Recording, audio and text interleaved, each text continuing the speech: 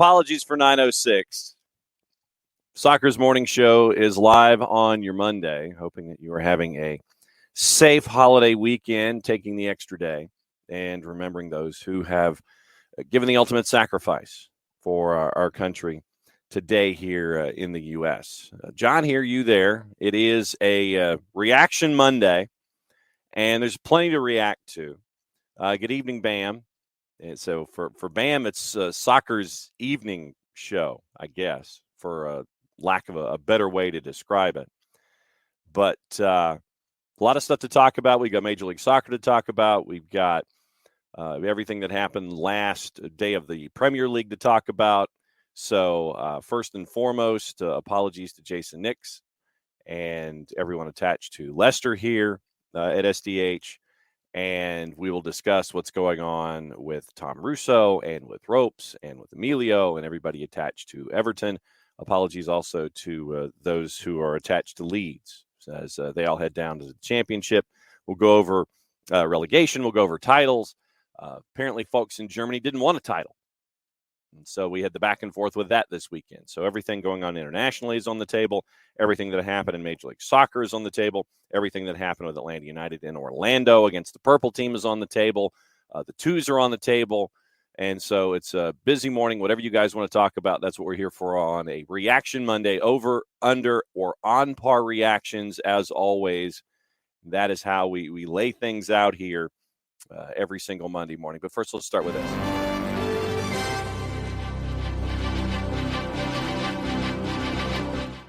Shocking no one, Mauricio Pochettino is now the new head coach at Chelsea. 2-year deal with an option for a third. And that came out this morning before we came on the air. Obviously, one of the worst-kept secrets in the sport. Takes up the new role July 1st.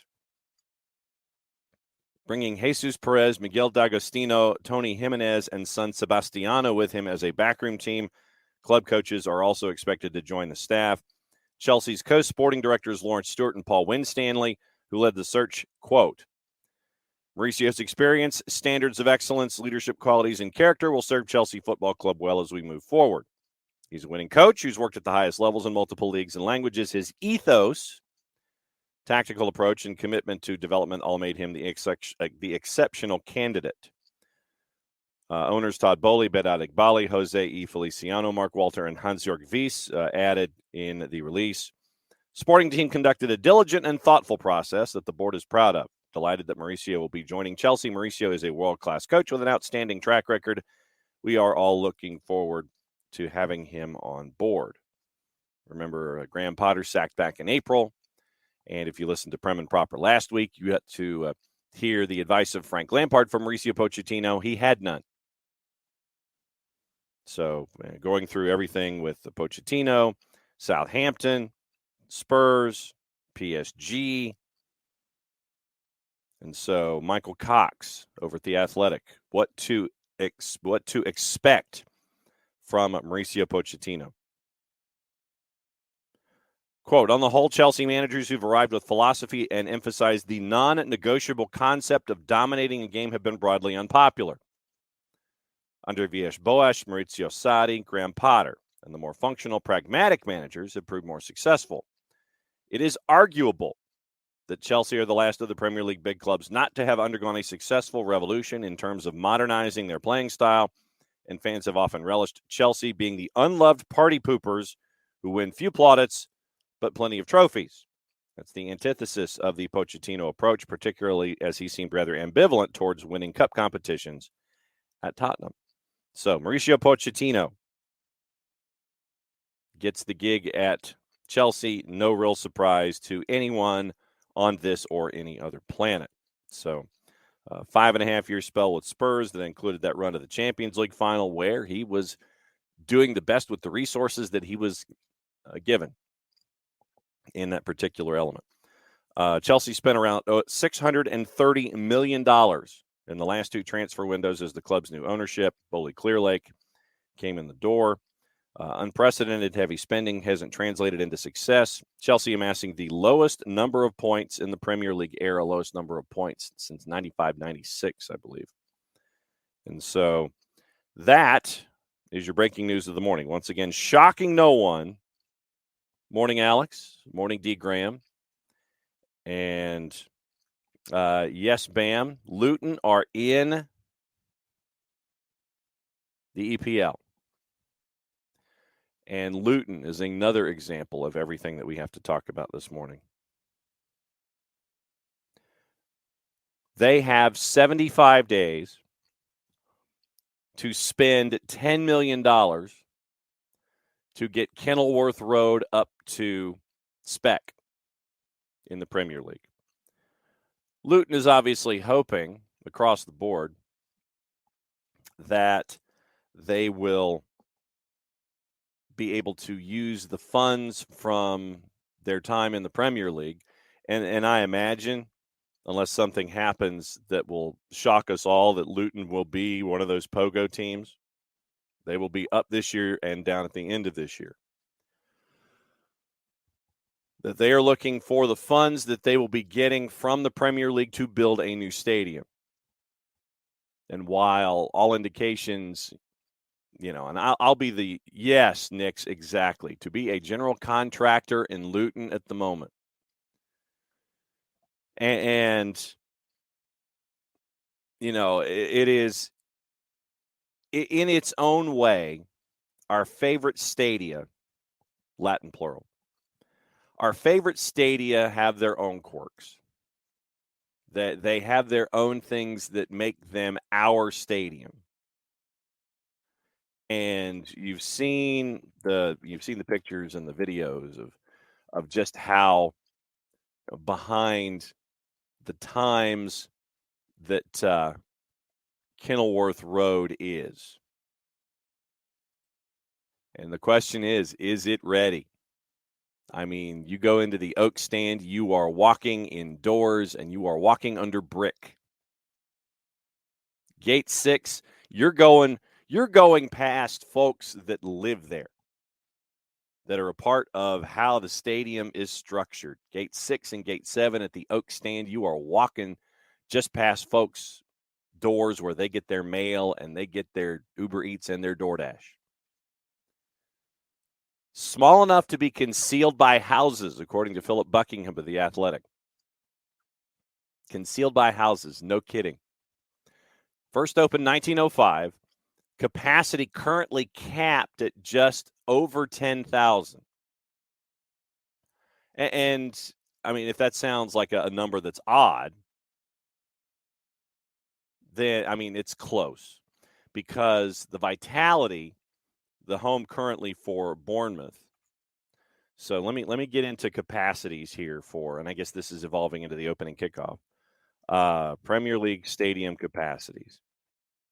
And just so we can get the numbers right. But Bournemouth, not too far away. Not too far away. Looking at Bournemouth, 11,307. So capped at just over 10,000 isn't unheard of for Kenilworth Road in Luton Town. But you're at the bottom.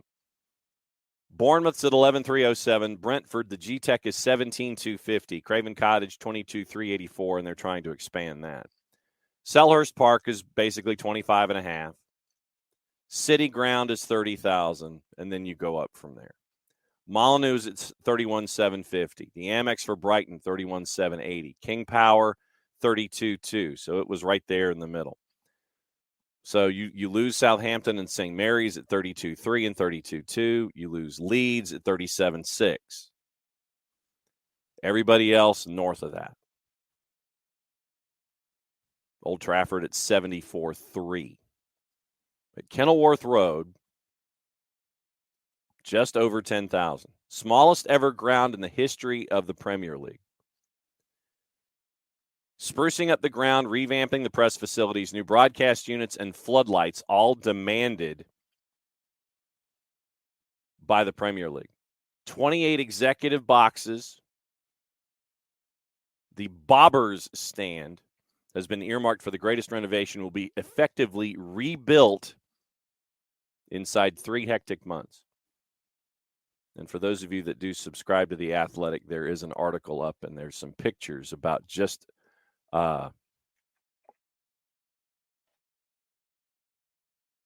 pictures of Kenilworth Road and what they're having to do with one particular side of the building. And so you're talking about massive renovation. And this is a team that in 9 years has come from non-league football to the Premier League. And I know that our resident Coventry City supporter, John Nason, I debated this morning, debated, wearing my Coventry City jersey as a show of support for John Nason having come that close to getting into the Premier League. So, all right, let me see if I can get all of the stuff that has to be fixed here. They're hoping that the new purpose-built home will be ready for 26-27. The entrance to that Gate 6, Gate 7 stand, turnstiles built into a row of terraced homes, then to a walkway that leads fans up metal steps over residents' gardens, plastic benches at the foot of the main stand with the wooden floored upper tier, or the Eric Morecambe Suite, a hospitality lounge named after the entertainer and the club's most famous fan. Tight corridors, low ceilings. Steel girders typically obstruct views, and as one mindless supporter proved with a shove on Amad Diallo last week, those in the front row can reach out and touch players. And the point that I was getting to is that we all have our favorite places. We all have our favorite stadium. For whatever reason, and I mean, you're looking at, here in the Southeast, you probably could refer it to where you went to high school if it was a small town, and it was a stadium that was the stadium in the area. Give you an idea. You go to Valdosta, and it's the Concrete Palace Martin Stadium, which seats a little over 10, I think, and it literally is concrete.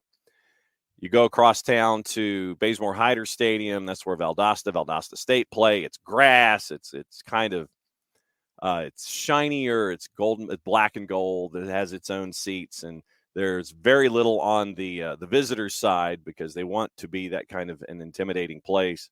Current place where Colquitt County plays, 45 minutes northwest of there.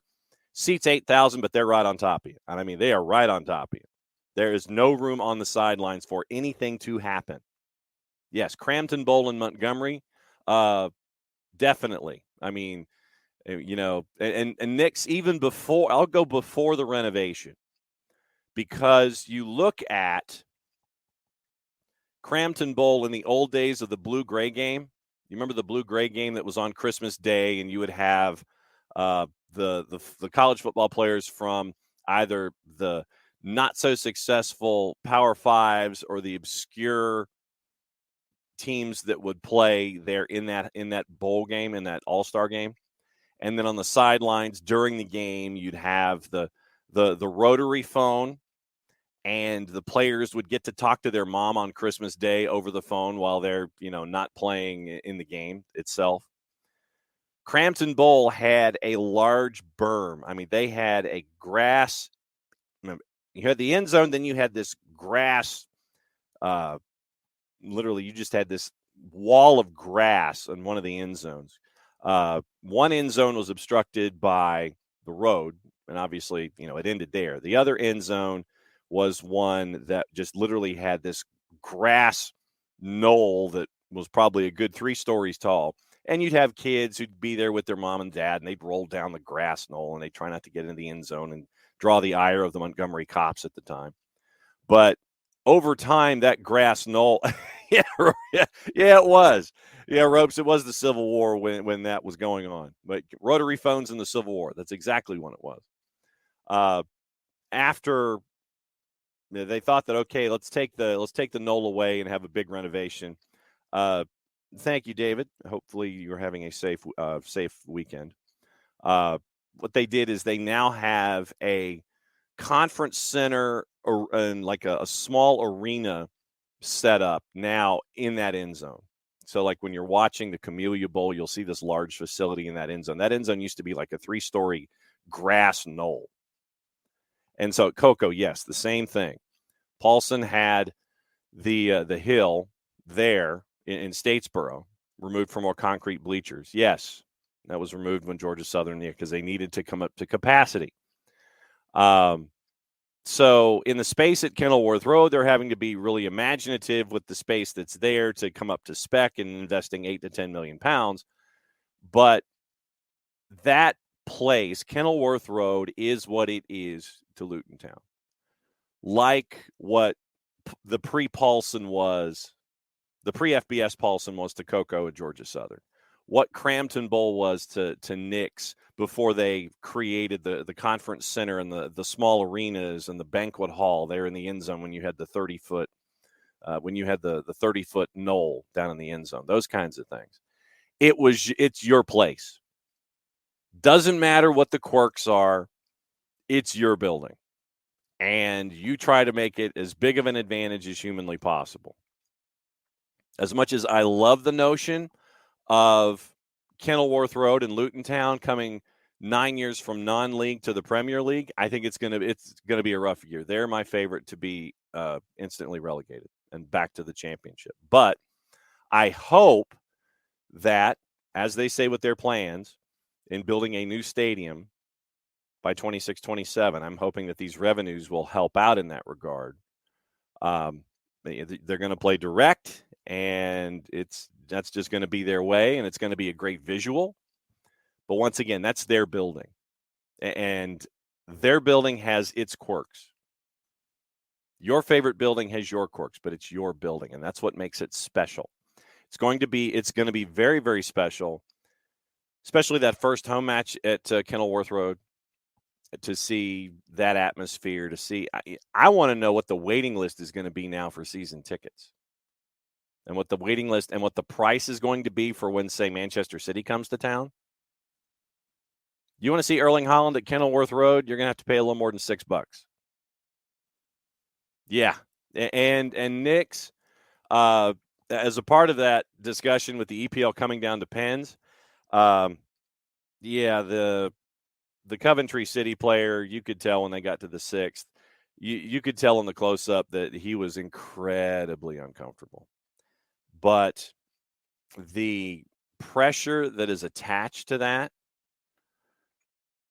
I mean, it literally was. I mean, it's nerve-wracking for me as a neutral. And it was, 37,000 folks from Coventry City, make it to penalties. And Steve Ograzovich told the BBC, he said, "It's the cruelest way to lose any cup final. I feel so desperately sorry for the players, but they've got to be proud of the season. There's so much fight and determination in that squad." Absolutely. And, you had, I think it was 37,000 on each side showing up for Coventry and for Luton. And you end up with, I think, 87,000. I think 87,000 folks were there. And it was an amazing scene. You have one more playoff game later today. And, you have to feel for Fankati Dabo. You absolutely do. And, in as much as, sadly, we talk about stupidity down here a lot, thankfully, I haven't seen any yet. But you hope folks lay off of Fankati Dabo. He wanted nothing to do with it. You could tell he was uncomfortable going up. And then missing the penalty, which means that you've got to start the process all over again if you want to try to get back into the Premier League next season. But I haven't seen anything stupid yet. I'm hoping we don't. Fankati Dabo feels badly enough as it is. And I'm hoping that we don't, in this particular case, have an episode of stupidity down here involving Fankati Dabo. We have had episodes of stupidity down here on the Bird app involving Weston McKinney. making fun of the fact that he's already on a train back to Juve, showing a lack of respect for Leeds, and also making fun about his physical conditioning and what they perceive it to be. So, I feel absolutely sorry for Leeds fans that they have to go back down to the championship after 3 incredible years where the world got to see what Marcelo Bielsa means to the sport. And we also get to see what Sam Allardyce means to the sport. Yeah, and maybe the food might be better at you. It depends on what you're interested in, Emilio. But you hope that once again you have situations like that. I mean, you got through. You know who's relegated in Germany now. You know who's relegated in the craziness in Bundesliga B. To figure out who is promoted, if you haven't seen it, I'll post the link in our timeline. It was 11 minutes of added time. Team, I think, was down by 2, came back to tie it. Everybody was celebrating. Other venues were celebrating about promotion, and then you end up with a third goal. Then they get another goal scored, and the team that was the underdog heading into a little bit of time left on the clock ended up getting promoted. Yes, exactly. Yeah, Bam, that's the situation I was talking about. Bam says, you got to laugh at the Hamburg fans who are celebrating automatic promotion on the pitch, then to hear Heidenheim scored a winner to knock them back to the playoff spot.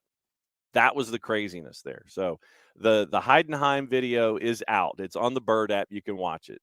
I mean, you had the coach, the visiting coach. Yeah, a 93rd minute equalizer, 99th minute winner. And the opposing coach is already like celebrating and congratulating the other team and those kinds of things. Craziness in Bundesliga B. And obviously, like I said, since we're in Bundesliga, we can talk about having a lead. Having a lead, yes. No one wanted to win the Bundesliga. Dortmund just can't get it done. I mean,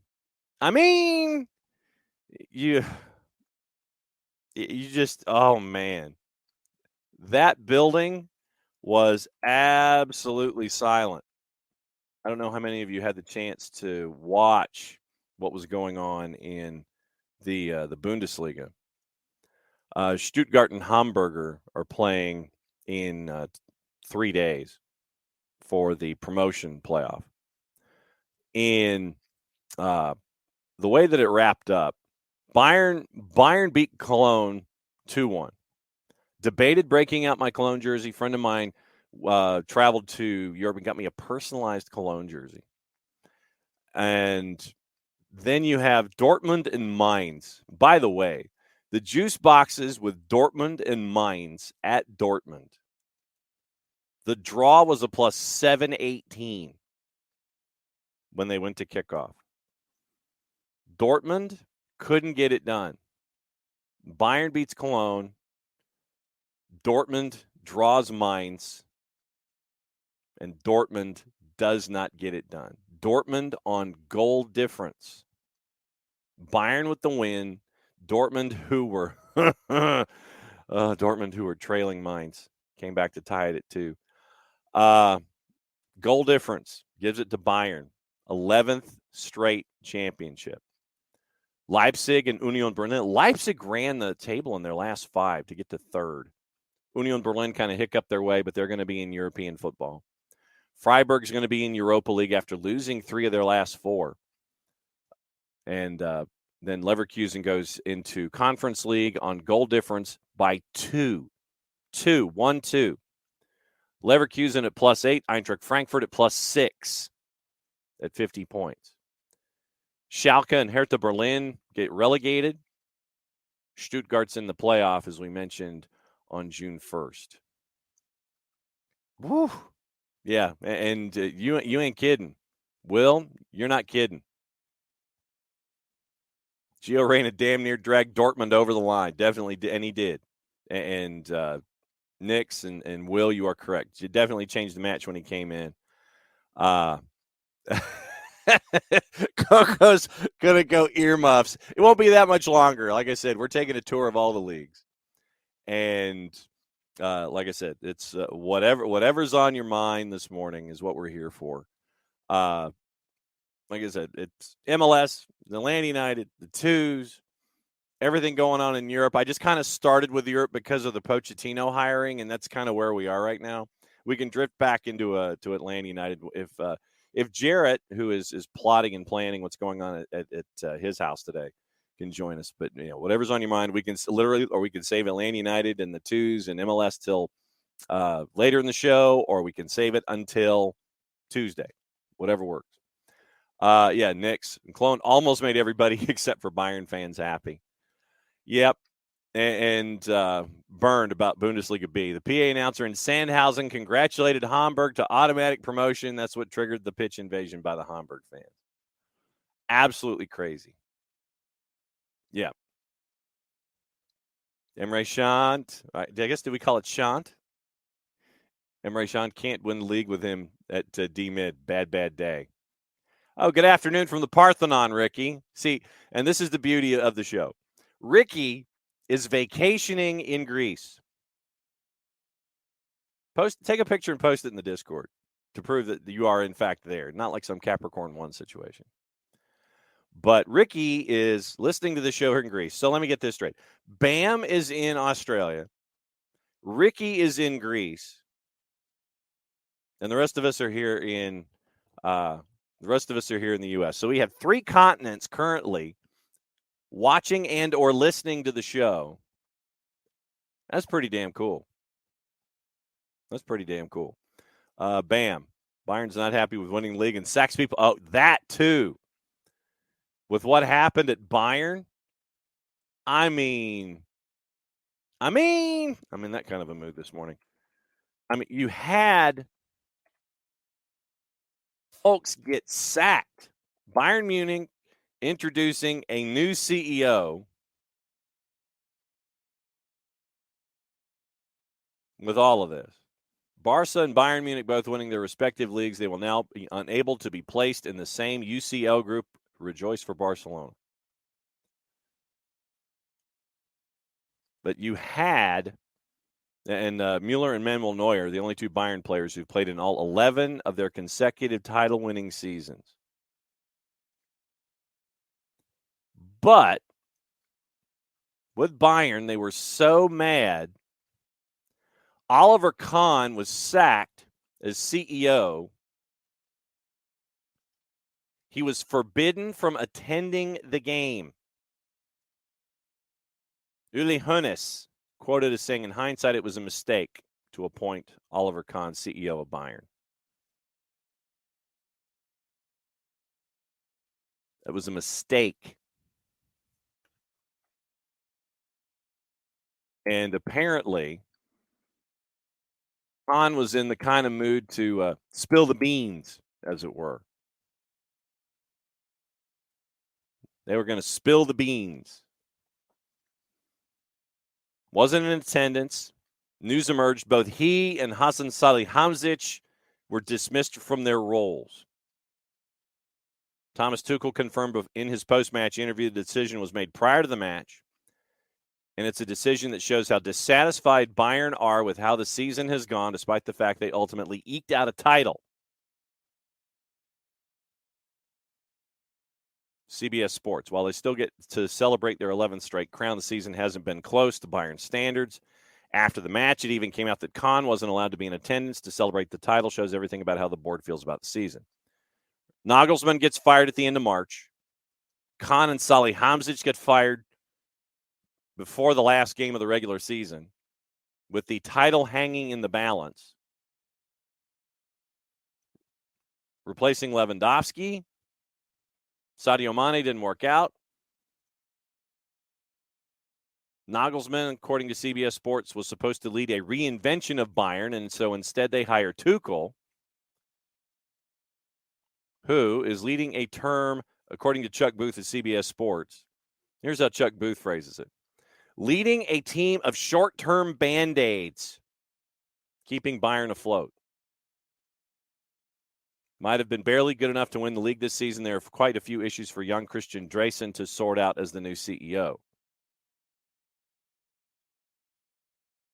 So how youth-focused can they be? How much younger can they get? What is Bayern's direction?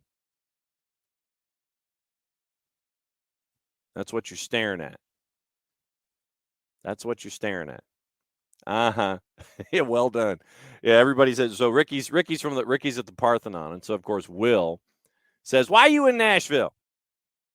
Mm-hmm. Burned.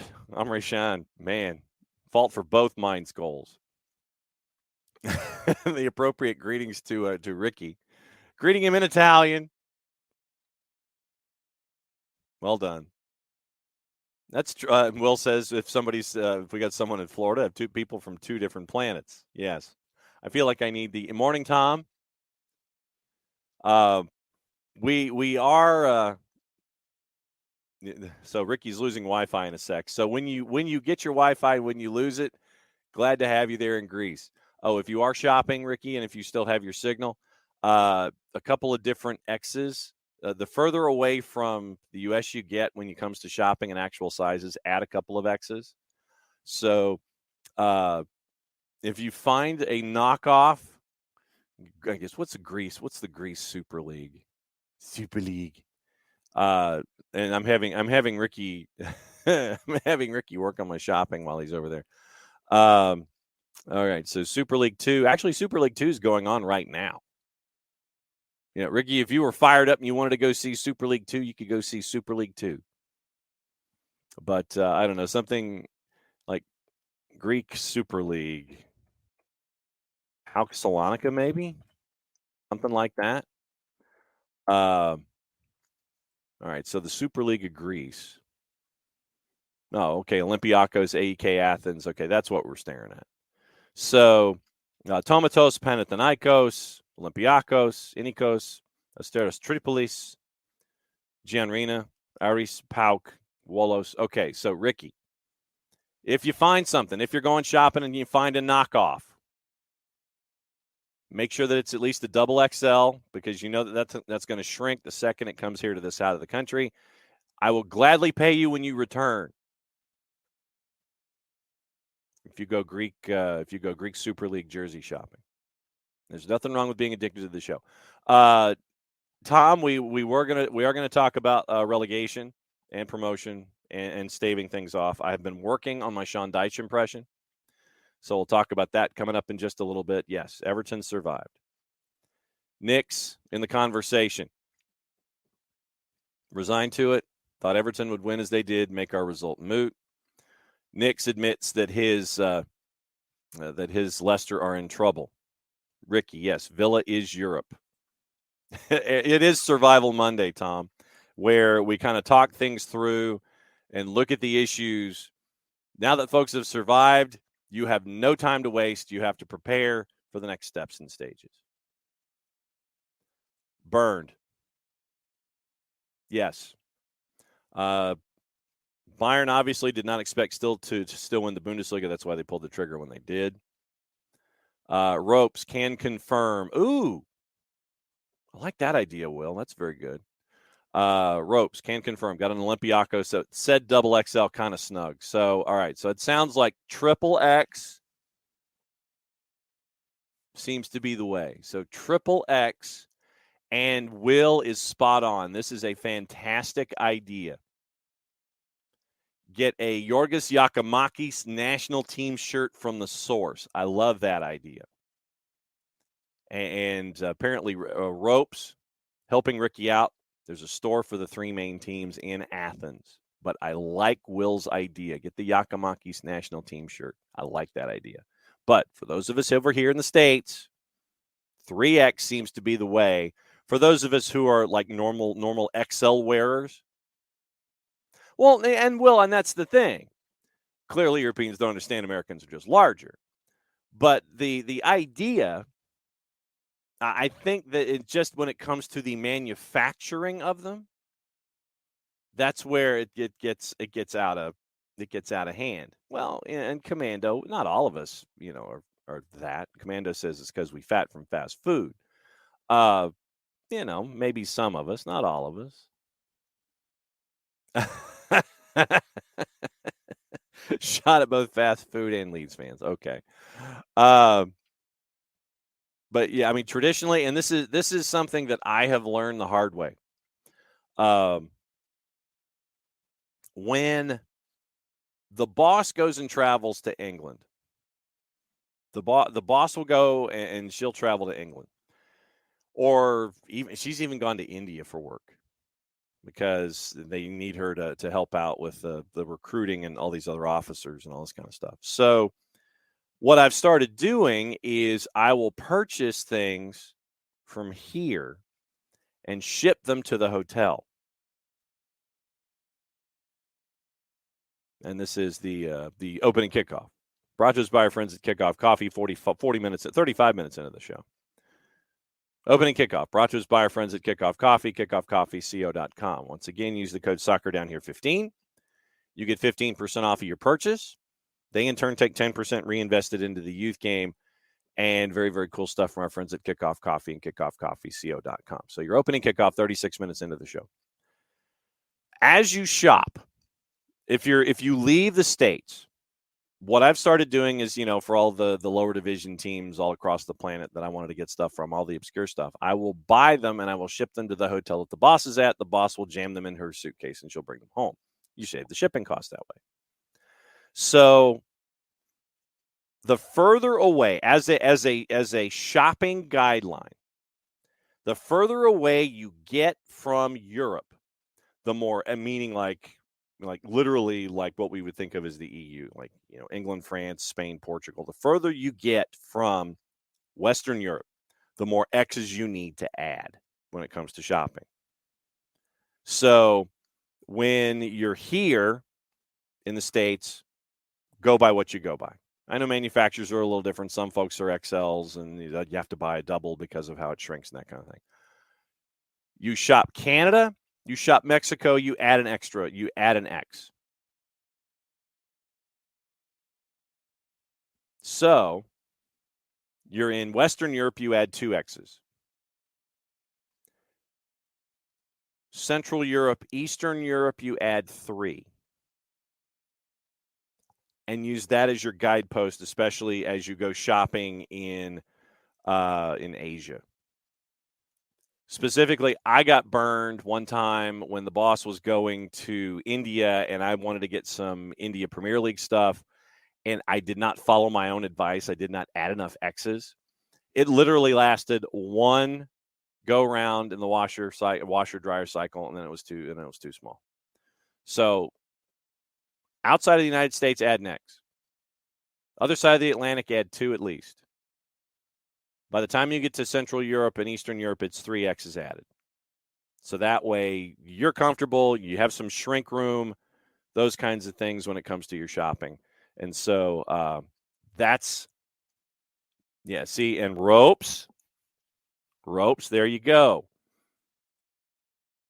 Peacoat from Asia is a quad X. And I also hang my jerseys. I also hang my jerseys too, but just so I'm comfortable in the shopping, and I know that I've given myself a little space. It is sizes down here. It's the opening kickoff. Like I said, it's shopping down here more than anything. And Commando, that's true. Buy scarves; they don't shrink. Yeah, that's absolutely true. Yes, I mean. And Will, back to Weston McKinney with that picture on the train. Weston's your guy fighting the entirety of Leeds for his honor. Yeah. Will, imagine being English and calling Weston McKinney bad. Will runs into torso length problems. And he says any shirts from Europe turn into crop tops. But Commando, that is traditionally the safest play, is just to get the scarves and not worry about it. Yeah, Nick's bought the Venezia jersey a little tight. You got to go 3X, I think. I mean, for you, Knicks, I think since you're a little taller than I, you might have to go to 4 when you're looking at Central and Eastern Europe. But anyway, always add X's. Add an X outside the U.S., add 2 X's when you cross the Atlantic, and keep adding X's the further away you get from Western Europe. So that way everything is locked in place. So, that is your opening kickoff, brought to us by our friends at Kickoff Coffee, kickoffcoffeeco.com. There's the QR code for those of you who are watching on Twitch.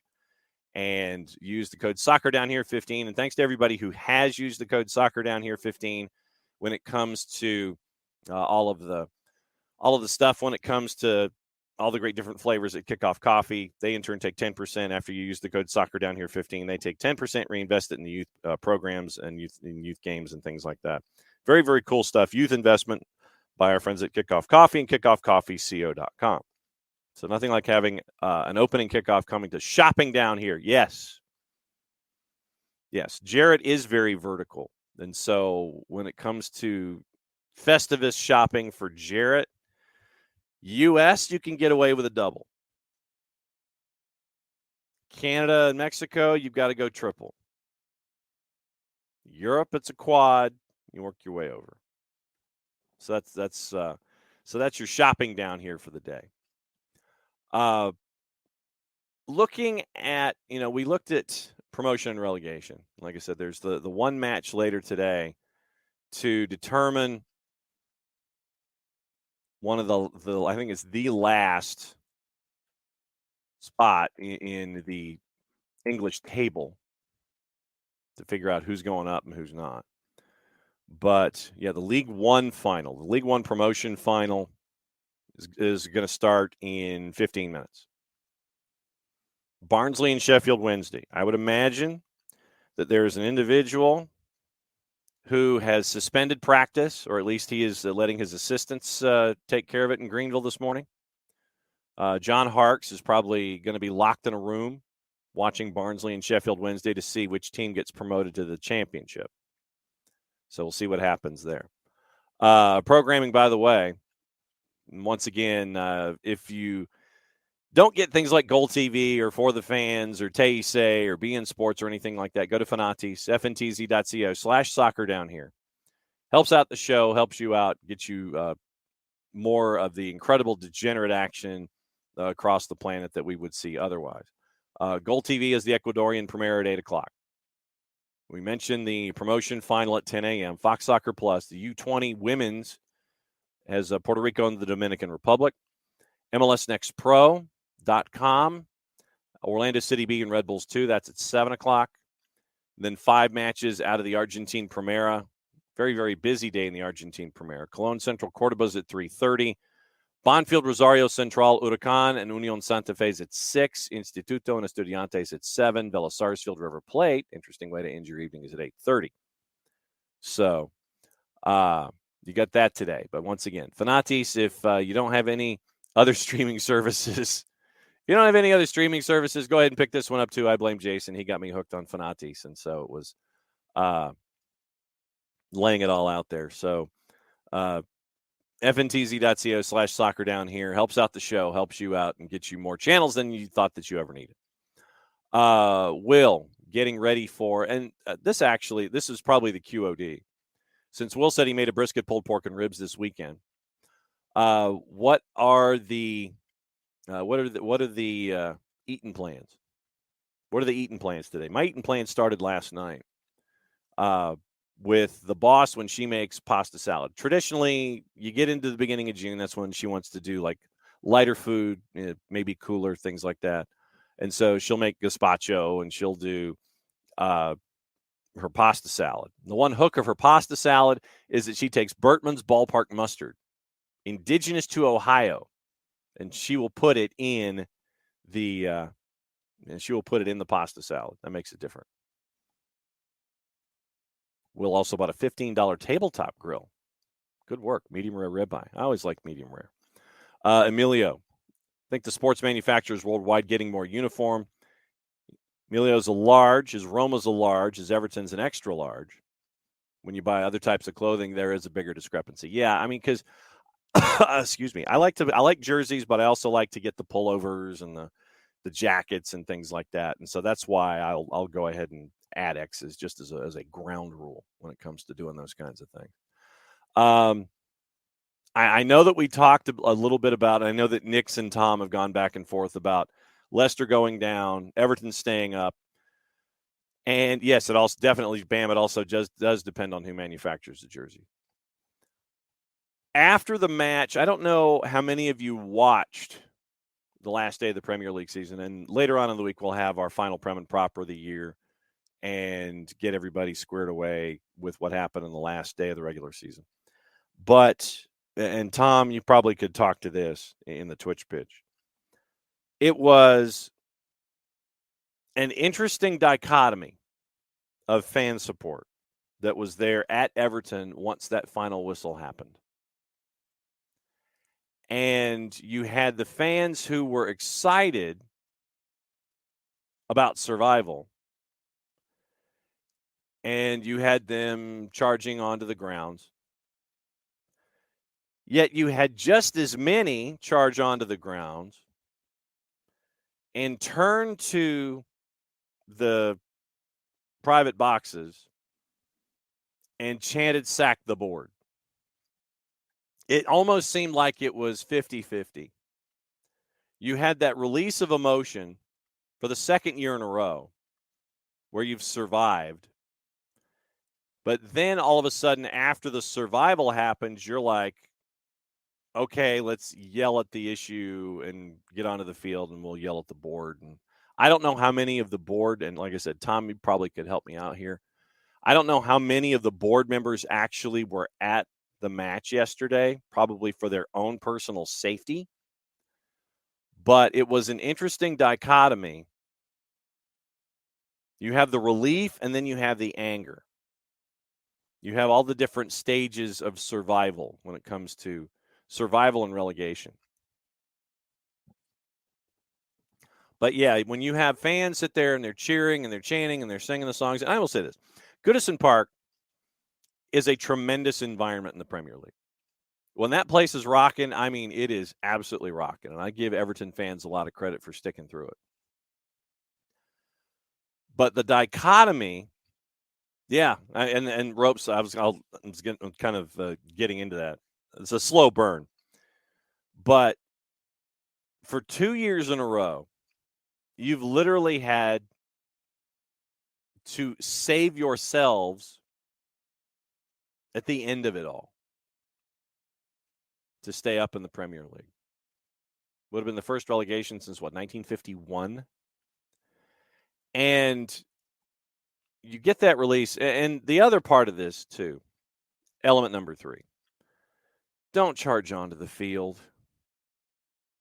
Don't do that. Celebrate from the stands. Celebrate from where you are. Don't charge onto the field. There's too many hazards. And I mean, if you were watching the broadcast on NBC, the NBC crew could not get back out onto the pitch at Goodison Park initially because of everything that was going on. So don't do that, A. Bernd will get into that also coming up in a bit, Bundesliga B on the downside. But first off, don't leave the stands. Celebrate or yell from your seat. It's too much of a hazard going onto the field. Too many things can go wrong. But then it turned into a bit of a sit-in. Everybody's sitting there yelling, "Sack the board." And something has to change, and Sean Dyche admitted as much. I mean, you had 20 minutes of folks yelling, and then folks finally figured it out. Jason Burt over at the Telegraph. Everton have let themselves down time and again. Even so, next season will now be their 70th consecutive campaign in the top flight, a run only bettered by Arsenal, which is all the more extraordinary given the uncertainty that's gripping and paralyzing the club. The uncertainty extends from the dressing room.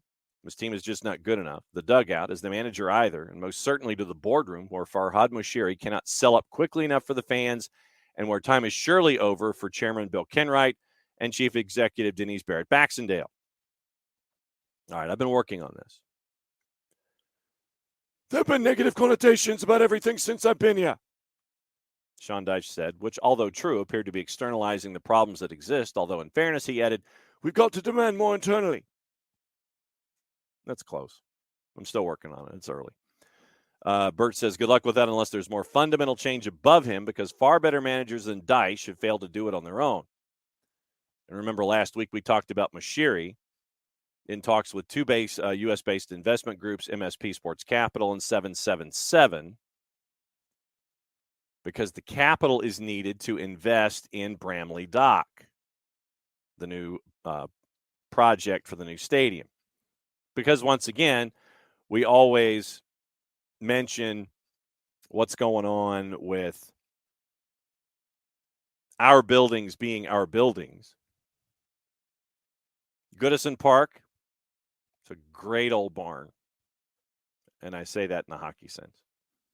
It's got great atmosphere, but Farhad Mashiri thought it was time to build a new stadium, and you can get to do that right on the shoreline. And it's a 500 million pound stadium.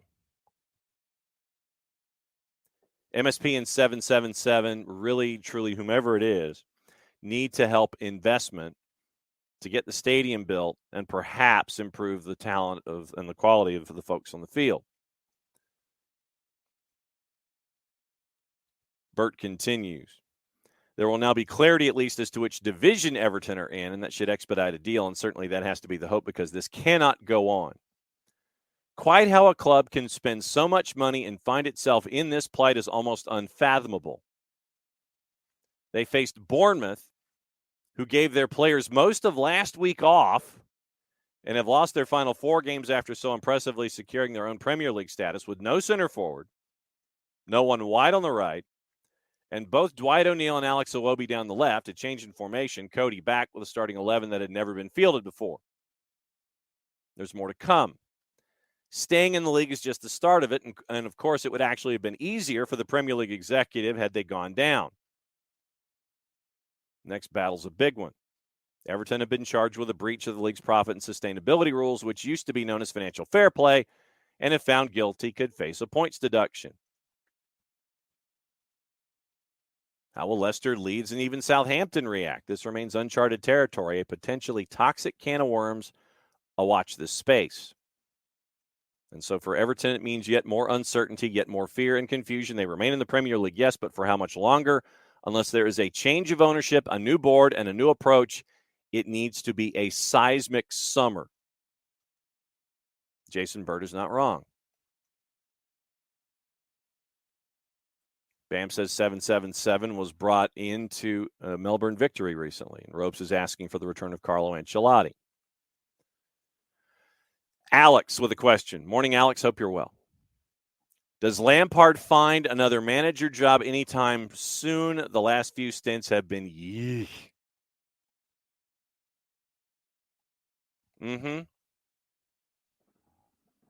That is a question that has been raised.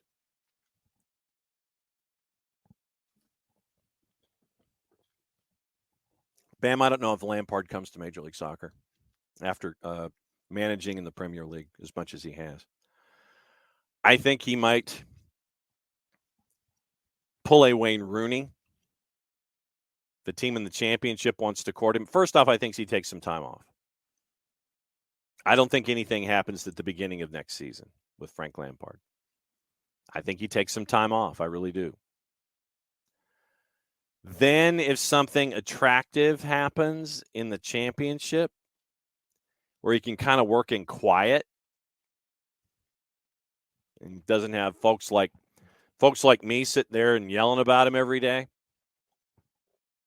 probably does something quiet. If he can build a team in the championship, get him promoted, get him close to promotion, much like Rooney tried to do with Derby County. That's what I think is going to happen. Commando, we'll get to Leicester coming up in a bit because what I want to do is I want to look at the 3 teams that are the 3 teams that were chasing after 2 spots. We've talked about Everton. I do want to talk about Leicester. Nix, I want your thoughts.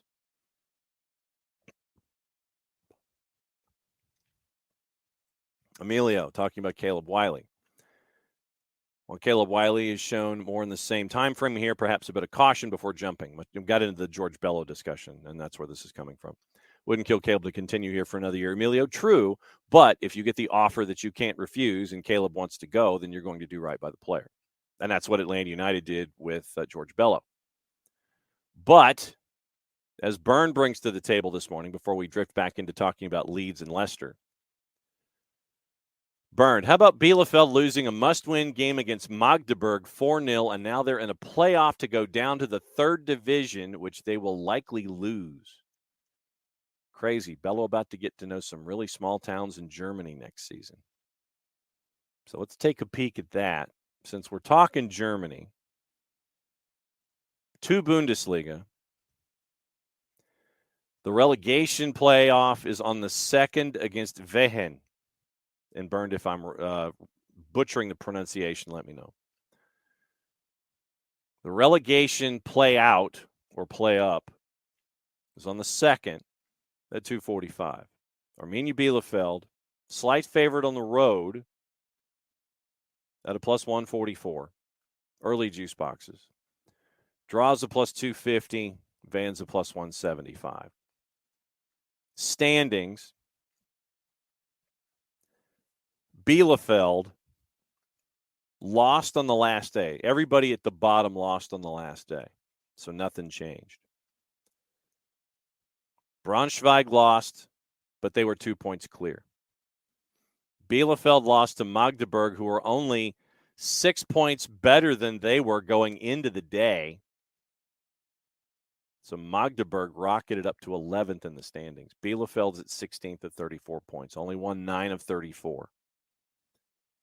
Regensburg and Sandhausen were below. Sandhausen lost their last 4. Regensburg lost 4 of their last 5. But Arminia Bielefeld and George Bello this close to going down another level in Germany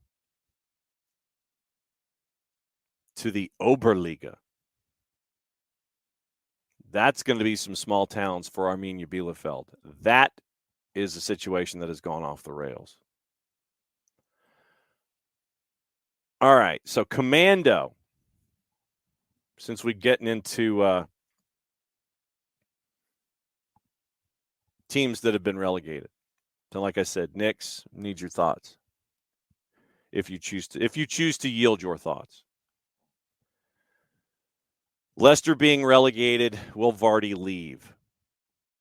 Knicks, what do you think?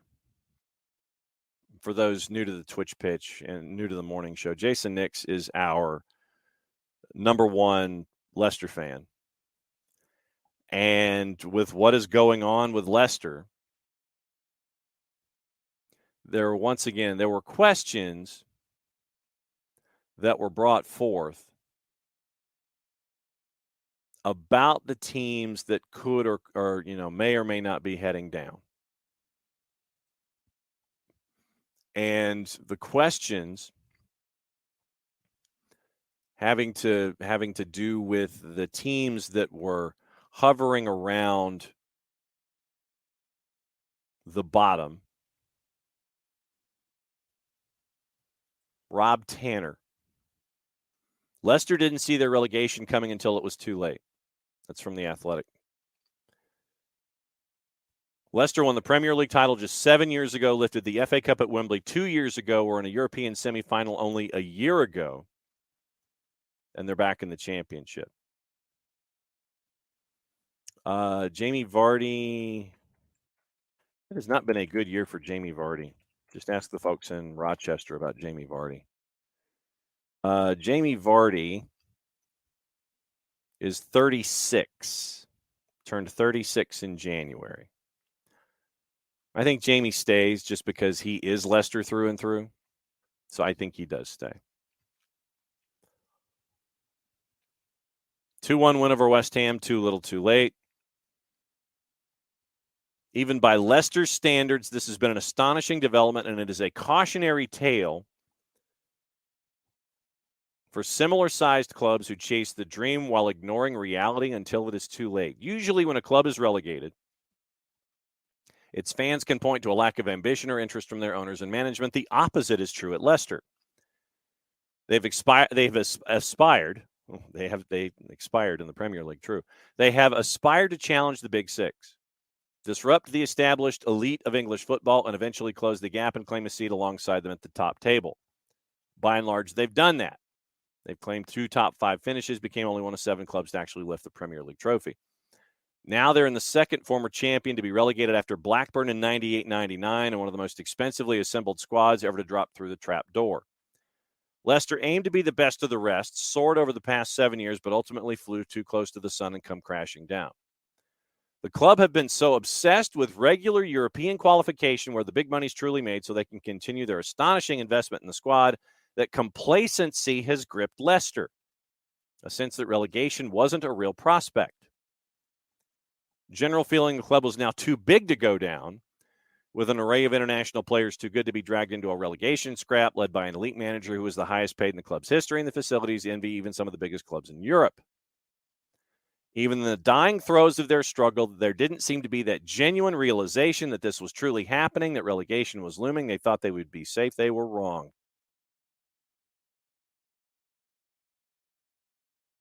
Leicester have always been an ambitious club under the ownership of King Power and the Srivad Dhanaprabha family. Took me a second. Invested heavily. That accelerated. Overreach is shown by the increased expenditure on contracts for new and existing players, taking the wage bill up to the 7th highest in the league. And that expenditure includes Brendan Rodgers, who they made the highest paid manager in club's history. Huge expenditure on the new training ground at Seagrave and King Power, loans secured against future Premier League television money to pay for them. And that was one of my initial concerns. Secured against future Premier League television money to pay for them. That money no longer shows up, but you still got to pay the bills on it. Last season, when King Power wanted to basically go the wimpy approach when it came to paying the bills and leverage all of their investment toward future TV contracts. It's like, hey, we need an advancement on our money. Premier League said, yeah, sure, cool. But now you've got to pay the piper now that you're in the EFL Championship. Story continues. Leicester wanted the best facilities they could and have stretched themselves to do it, but it's a catch-22. To obtain regular European football and the extra revenue that offers, you have to increase expenditure, but without guaranteed extra revenue, how can you afford the extra expenditure? There is no wriggle room for failure.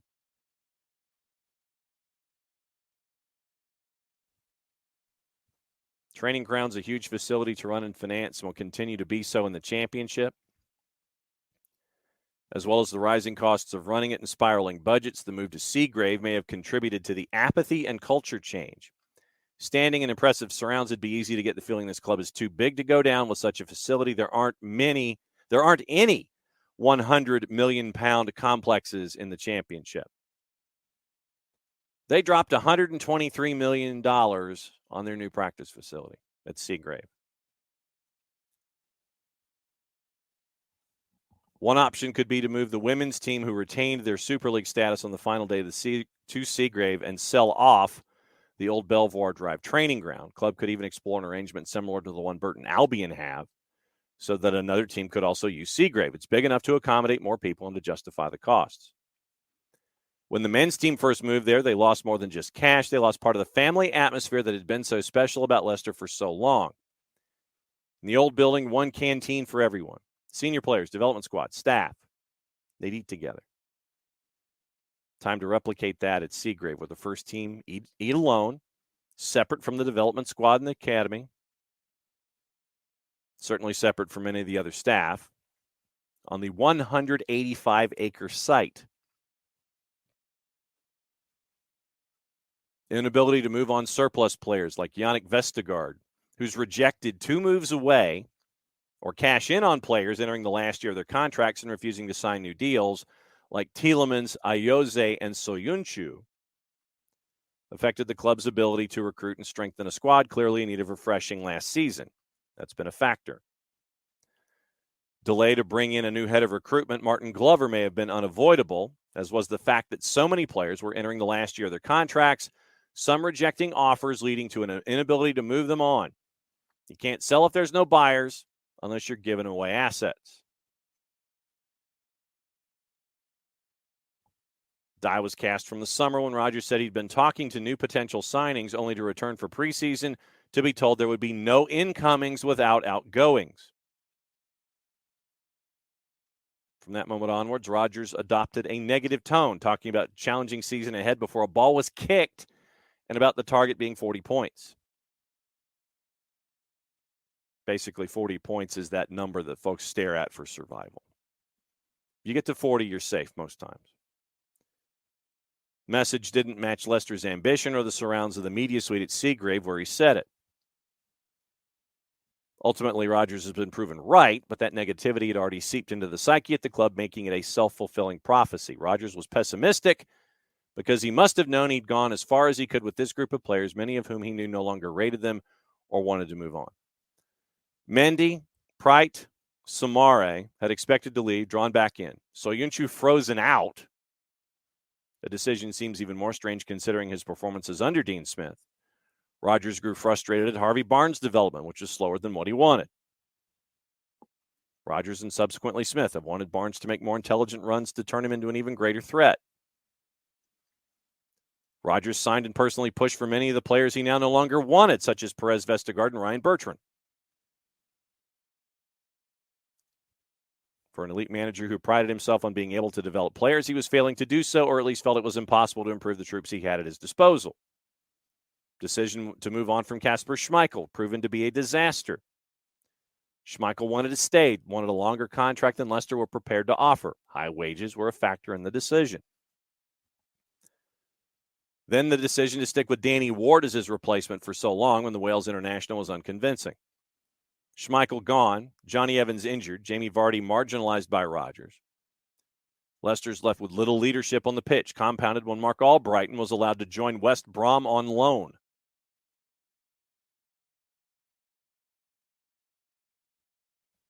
So all of that is there. Protracted and confused search after you let go of Brendan Rodgers. Dean Smith, Craig Shakespeare, John Terry. So you've got all of that when it comes to Leicester. And what they're staring at when it comes to promotion and getting back into the Premier League. Leeds, specifically, you're looking at a situation where Radrizzani owns just over 50%. The 49ers investment group owns 49%. 49ers group is interested in buying the whole thing. Radrizzani wants to buy Sampdoria. But now, after relegation, the valuation of Leeds by the 49ers group is probably about a third of what Radrizzani would have wanted had they stayed up. Radrizzani, I think, was looking for $450 as an evaluation if they stayed up. But then they get relegated, you're probably worth about $150 to $160. And Radrizzani definitely wants to take any money that would take from a sale of his 50+% and roll it over into a purchase of Sampdoria, who was just recently relegated to Serie B. So does that happen? What does Leeds do now?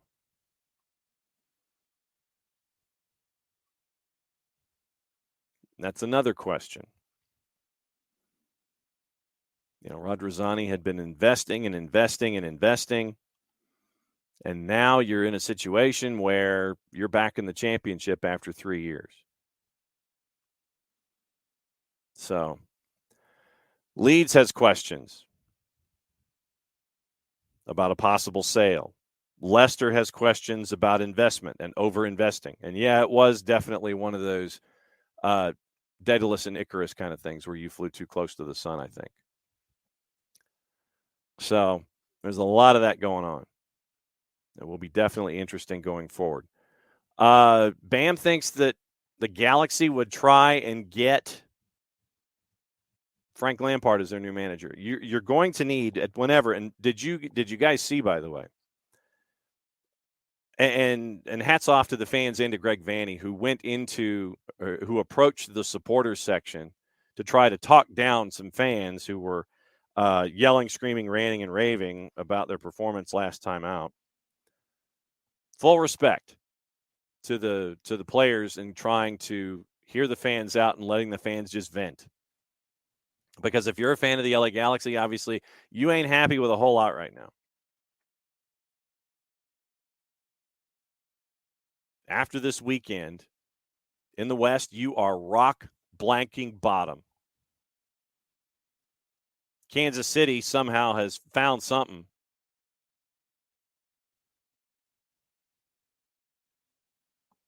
But LA right now, 2-9-3.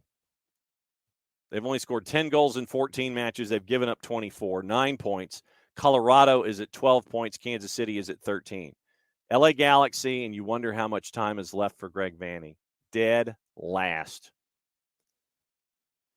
Well, and Emilio, to your point, the question with George Bello isn't whether the jump was worth it, it was the location. There were discussions about going to, I want to say it was Circle Bruges. It was one of the Bruges. And Bello and his representatives wanted to go to Arminia Bielefeld. So you want to do right by the player, okay. Bello goes to Arminia Bielefeld, and now he's facing a double relegation, and he's not really getting a whole lot of playing time. You want to do right by the player first and foremost, and that's what Atlanta United's front office has done in these situations where players want to go. So let me find out how many minutes George Bello has played. All right, so 21 appearances so far for Bielefeld this season. All right, so let's go backward. 34 minutes in the Magdeburg match. On the bench for the two previous. He has started. Let me see how many matches he has started this year. Looks like he started 15.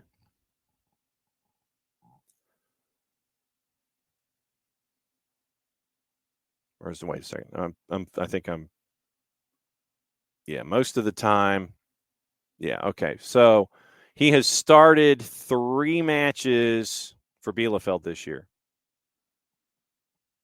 He started 3. 3 matches this year for George Bello starting. But going backward, played in the Magdeburg match. He was in the squad for 30, starting 11, 6. Substituted in for 15, on the bench for 9. So 6, sorry. 6 matches he has started in the 30 that he's been in the squad. Recently, he has played in 5 of the last 7. Then he wasn't in the squad for 4. But, yeah, he has been more of a substitute this year.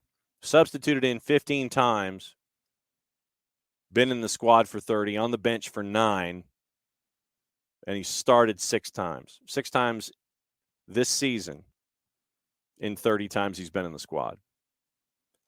He has not been in the squad for 4 matches. There was this one stretch in March and April where he just wasn't in the squad for 4 matches. So 6 out of 34 possible matches he started this year.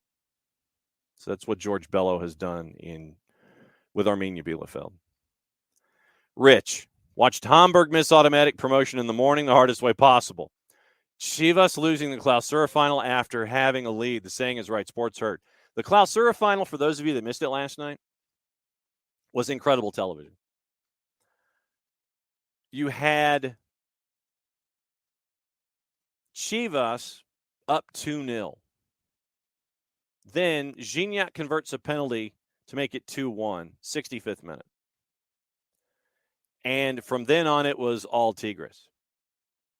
And it was peak Andres Cantor. For those of you who enjoy emotion and broadcasting, last night, listening to Andres Cantor call the Grand Finale, I was flipping back and forth, and I was watching Nashville's match and all that.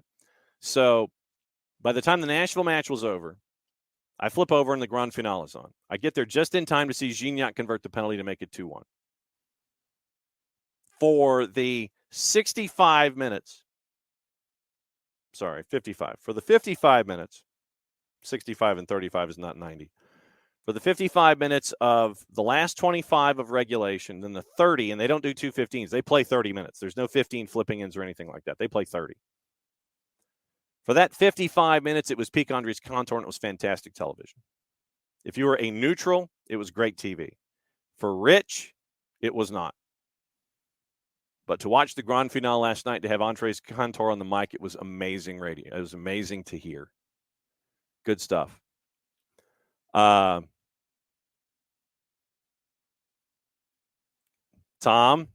can't do it again. Need major changes. Buyout soon, hopefully. Yes. Tom is good with Sean Dyche, for now anyway.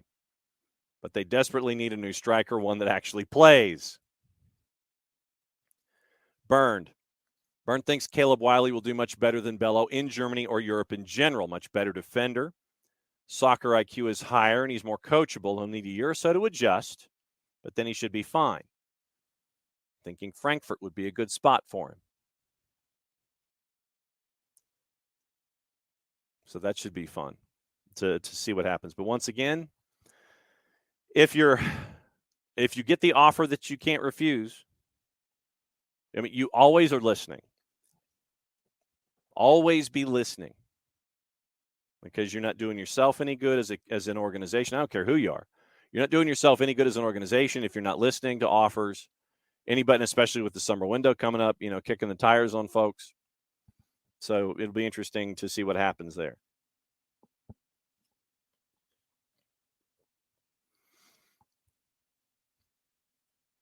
Tom, done with him, resigned. He's not going anywhere soon, unfortunately. Rich, on the transfer clause for Brendan Aronson, since we were discussing Leeds.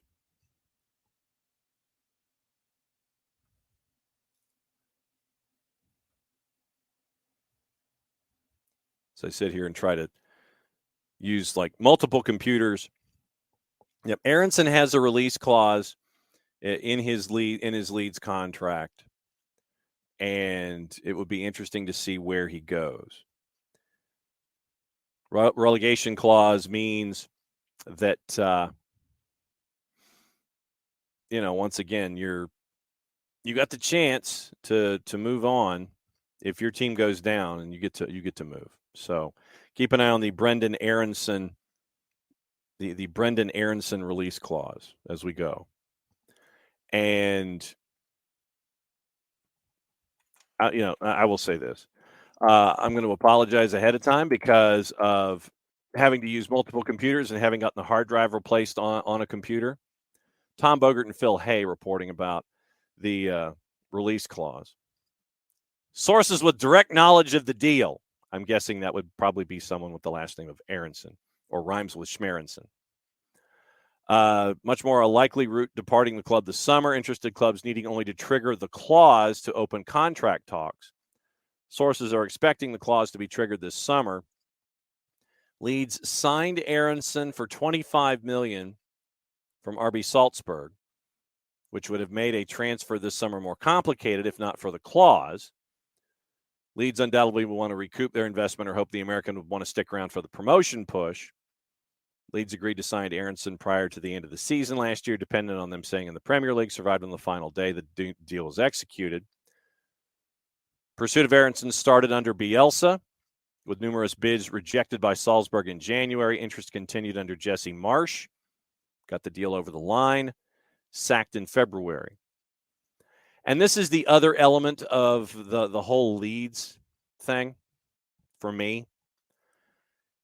Everyone is, and there are groups of folks in England that are sitting there and yelling at the Americans because that's what they do.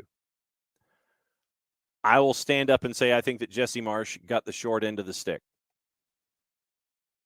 It's like, okay, Jesse Marsch gets to bring in all these players, and then he gets sacked. Like literally as the window is ending. So he doesn't get the chance to work with those that he wanted to invest. And so you end up with all the chaos trying to bring in managers and all this kind of stuff. And yeah, I think that Jesse Marsch got the short end of the stick, and it all went downhill from there.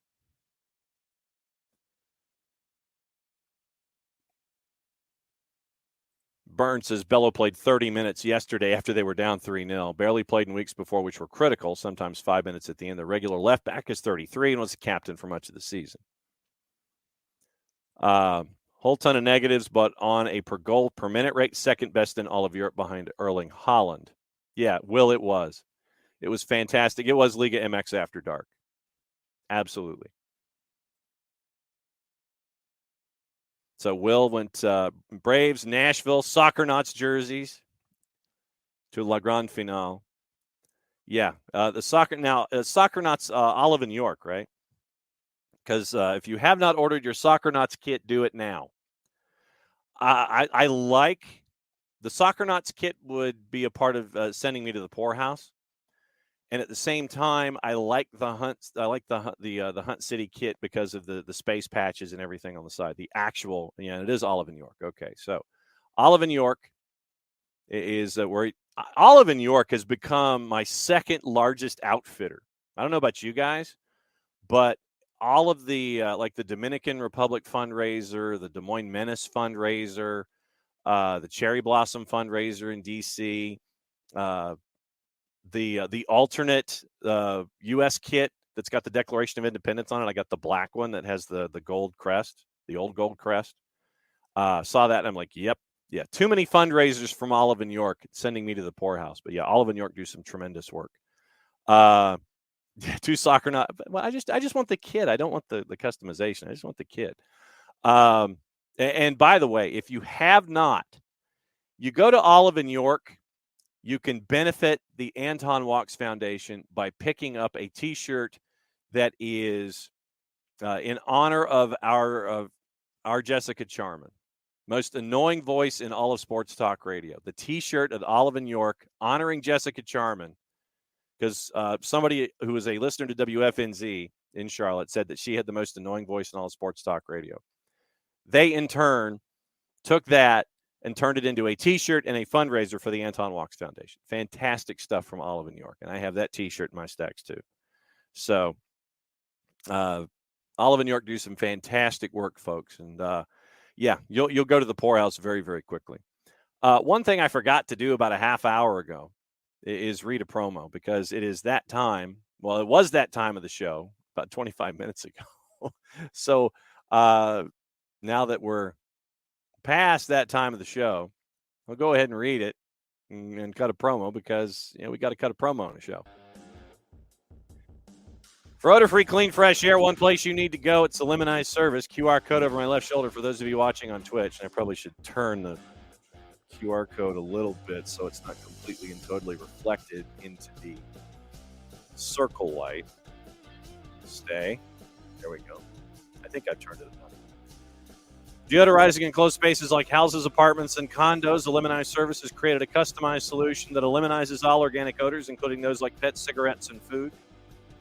Realtors and property managers use the Lemonize service to eliminate bad odors to help them sell or rent their homes that much faster. It's a turnkey process.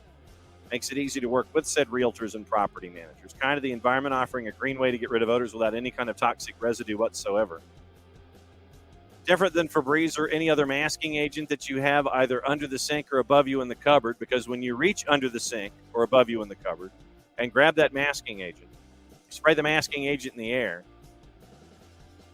you're just masking the odor. You're not attacking the problem like our friends at Lemonize Service do with their proven scientific formula. Pricing is very, very easy. One of two ways: either by the cubic foot or parts per million and come up with a price that's affordable for you. Offering results in 24 hours or less. If you have any questions, frequently asked or otherwise, one place you need to go, it's the website, and this is where I grab my pen.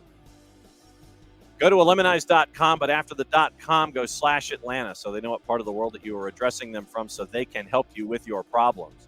Full homework assignment, ELIMINIZE.com /Atlanta, Lemonize.com /Atlanta. Lemonize Service, for odor-free, clean, fresh air. Lemonize Service, proud sponsors of everything SDH on a Monday. And, yeah, it has been mentioned by some folks in the timeline about today.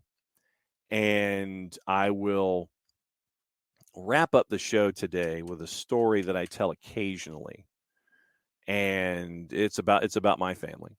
But first and foremost, once again, remember those who have given the ultimate sacrifice. Remember the families that have given the ultimate sacrifice as a part of that. And just remember the effort that it takes on a lot of different levels from a lot of different places to make sure that we get to continue to do things like this every single day. And thanks to everyone who is serving, thanks to everyone who has served, and remember today for what it is. And there are some folks, sadly, that will add a word to the front of the day as an adjective, and that is not an appropriate adjective to give. But you hope that they learn from that as a part of their conversations. So yeah, I'll end today with the story that I tell traditionally on this day, and I've told it a couple of times, but traditionally on this day is a story that I tell about my family and the influence that the military has had in it. All right, whatever is on your mind this morning, we've got once again gossip, rumor, innuendo, things left unsaid. We've already gone over the viewing habits of everyone and everything that you can get today. You look at everything in the review of the Premier League. You look at, obviously, the players of the season. You look at Erling Haaland, and you sit there and you go, pundits are pundits for a reason. And you're going, really? Any pundit that said that Erling Haaland has no business, I don't know if he can handle the Premier League and its rigors. Shut up. Stop it. And we will get into MLS Next Pro today and probably tomorrow, Will. 36 goals, 4 hat tricks. Erling Haaland.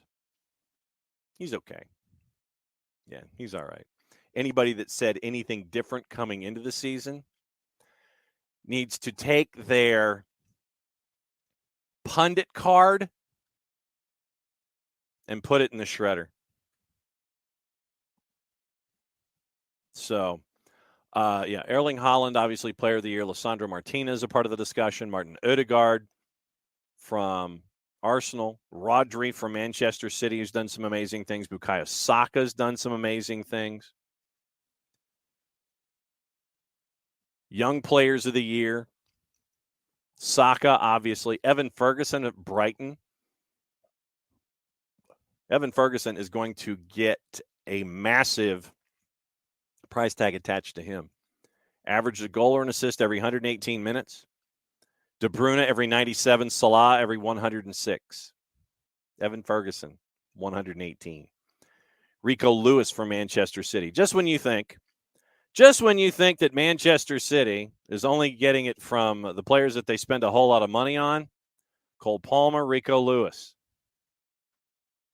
John Stones got absolutely transformed this season, but then when you come to the bench and you can sit there late in the year and have guys like Rico Lewis and Cole Palmer start, Yeah, you're developing from both ways. You're spending money and you're developing talent. Jacob Ramsey from Villa, part of the discussion. Saliba, part of the discussion from Arsenal. Managers of the year, obviously, you've got to look at Pep and De Zerbi. That's my 1 and 2. Eddie Howe from Newcastle was allowed to invest. They didn't open up the piggy bank entirely, like you thought that the PIF might do. But Eddie Howe got some investment. They're playing his style. And it looks like they're going to get to invest another $80 million next time around. It's great to see Miguel Almiron. By the way, remember, Newcastle's coming here in July, about 2 months out. Gary O'Neill from Bournemouth got some consideration, as he should, considering where Bournemouth were after Scotty Tuhati got wiped out 9-0 at Anfield. Marco Silva at Fulham, putting folks, Fulham keeping them right there at mid-table, just kind of humming along. Oh, by the way, Sam Allardyce is open to staying at Leeds, but he says that the club may struggle in the second tier. Dean Smith is unlikely to stay at Leicester after failing to keep the team afloat in the Premier League. Sam Allardyce, who said that no one's better than him, not Arteta, not Pep, not anybody, not better than me. A lot of work to be done here next season, here even in the championship. Goals need to be scored, and you need goal scorers to score them. Man, that sounds straight out of pundit school. Squad's a little on the young side, lacks experience. As a squad, they haven't been good enough. You can't keep making unforced errors. We gifted Tottenham 3 goals today. Which way does the club want to go? 1 point from his 4 games. 1 point in a month. 1 point in a month.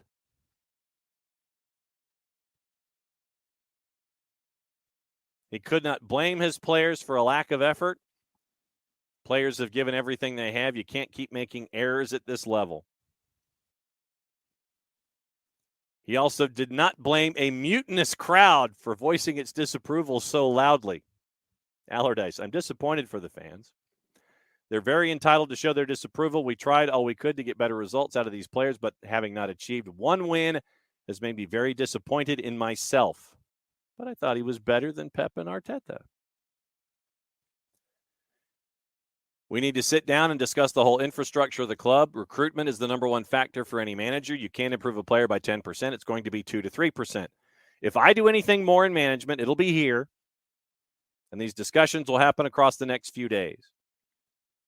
We have to sit down for a couple of days and thrash it out to make sure both sides can be comfortable. The last thing I want is to walk in and things not go in the direction we agreed.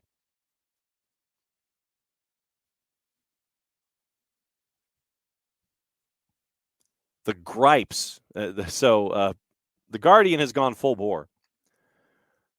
Players, managers, goals, matches, young players, signings, flops, pundits. Gripes of the season in the Premier League. Short-term thinking is a gripe.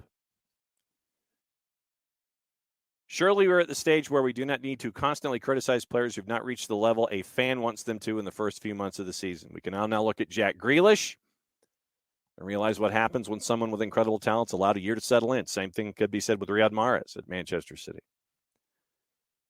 This season, Darwin Núñez has been questioned after not providing the goods at Liverpool. Antony's consistency at Manchester United is under scrutiny. Time wasting is a gripe. Interesting to see longer periods of stoppage time. Cramp is becoming rife within the game. Everyone seems to suffer from it, whether it's the goalkeepers or strikers. As injury time ticks on, players will then moan that they have been forced to make up the time they've been desperate to waste, complaining when the opposition score an equalizer despite setting up their own downfall. Betting adverts is a gripe. How to show respect is a gripe. All the Premier League suits, and this is once again from The Guardian, all the Premier League suits were presumably desperate not to offend the royal family, clearly thought the concept of Brighton playing Bournemouth would cause a meltdown at Buckingham Palace. Most would agree that if policing was the issue, it would have been right to call off individual matches, but the postponements went all the way down the pyramid because football was so desperate to show it was grieving. It had an unhelpful knock-on effect with the schedule, with some teams losing another game when the funeral was announced. Matches should have gone ahead, giving thousands of fans a chance to pay their respects together inside stadium, but everyone lacked the common sense to make it happen. Logic and football have never been great friends. Doing a Brighton is a gripe. It's often claimed struggling teams could fix their problems by just copying Brighton's model and snapping up talented youngsters from all corners of the globe. Brighton have an incredible scouting structure, sees them identify targets in countries where they feel they can get greater value for money than shopping around in Europe and specifically England. They mentioned Caicedo, McAllister, and Enciso. Successes do not mean that there is an endless conveyor belt of talent for clubs to pick up, however. Other teams copying Brighton and exploring untapped markets will just push up the price of the players and make the model inoperable. Clubs need to come up with their own smarter methods to compete in the market because taking Brighton as their example will not immediately lead to success. And that's why you look at the J League. That's why you look at the K League. That's why you look at the A League. There's always another marketplace, and the key is to find that next market. Will thinks Jesse Marsh had the highest points per match of any Leeds manager this season. I think you're right. The flops of the season. Bowley Clear Lake, Conte and Tottenham, Southampton's analytics experiment, the New Broom of Sports Republic, the consortium that became the club's majority owner in January of 22, helped flush the club down the Premier League drain. Rasmus Ankerson and Henrik Kraft were the co-owners who favored analytics, and their readout suggested Ralph Hasenhüttl's removal was the next step in their revolution. The next man, Nathan Jones. 7 losses in 8 Premier League matches.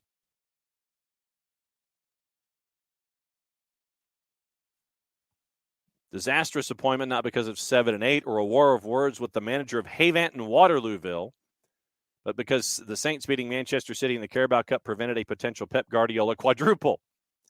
In came Ruben Sayas, already on the staff. $60 million of the January transfer business brought in 4 attacking players who scored 6 goals among them. As relegation became inevitable, Kamaldeen Solomono's contribution to that total for a cost of £22 million, 2 against Liverpool on the final day. Leicester, a flop. Klopp's moods at Liverpool, a flop. So that's what you're staring at from flops of the season.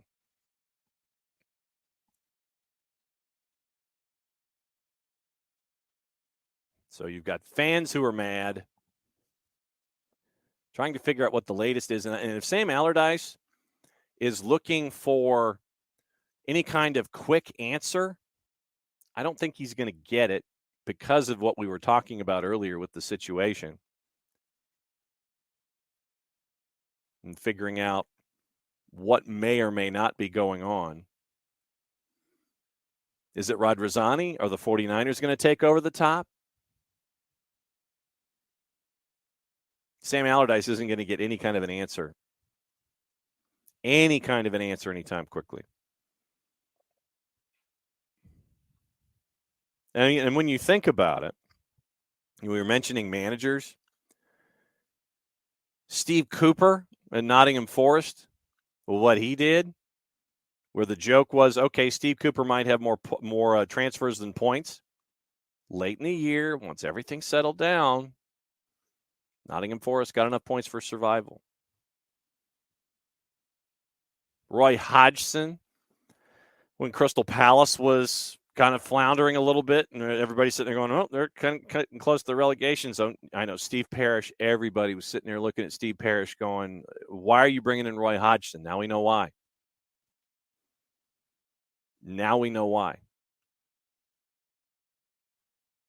Absolutely. You're going, all right, I did not have that one figured. Did not have that one figured out one bit.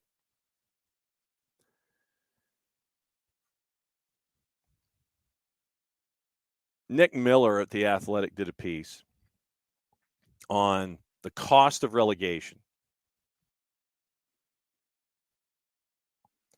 And he talked to Kieran Maguire. And if you can follow Kieran Maguire on social media, do it. He's a great analyst of everything that goes on when it comes to all the dollars and cents, both C and S, to start the word spelling. Maguire says when you get relegated, you're losing about 60% of your revenue, and that's with parachute payments. Right now, each Premier League team gets a minimum of around £94 million a year from broadcast, drops to $44 million in the first year after relegation, $35 million in the second, and if they'd spent 2 consecutive seasons or more in the top flight, they get $15 million in the third. So each of the 3 teams that go down will get 94, or will get 44, 35, and 15. Maguire, it says cloth will have to be cut elsewhere. It's the people that have worked in the ticket office and the marketing department. Those sort of people are the ones you fear for. It's also things like the community schemes. Premier League clubs have always done fantastic work, but ultimately it's discretionary spending. There are grants that come from the Premier League to support that work. £30 million to 106 different club-related schemes every season, but it becomes much more difficult to do the outreach, health, and education programs. Women's teams that receive funding from the men's side will suffer. Community education programs pared back. Charity work rationalized.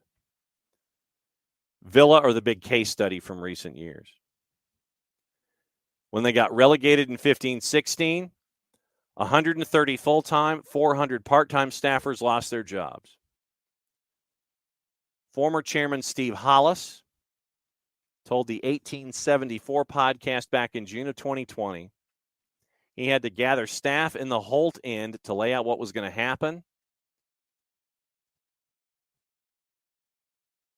And he said, it seems overly dramatic, but honestly, that was the only place where you could get all the entire staff to sit in one place. New chief executive rolls in, having to deal with the construction of a first team in a lower division and a new owner in Tony Shaw. One of the first tasks was to decide which staff were going to lose their jobs.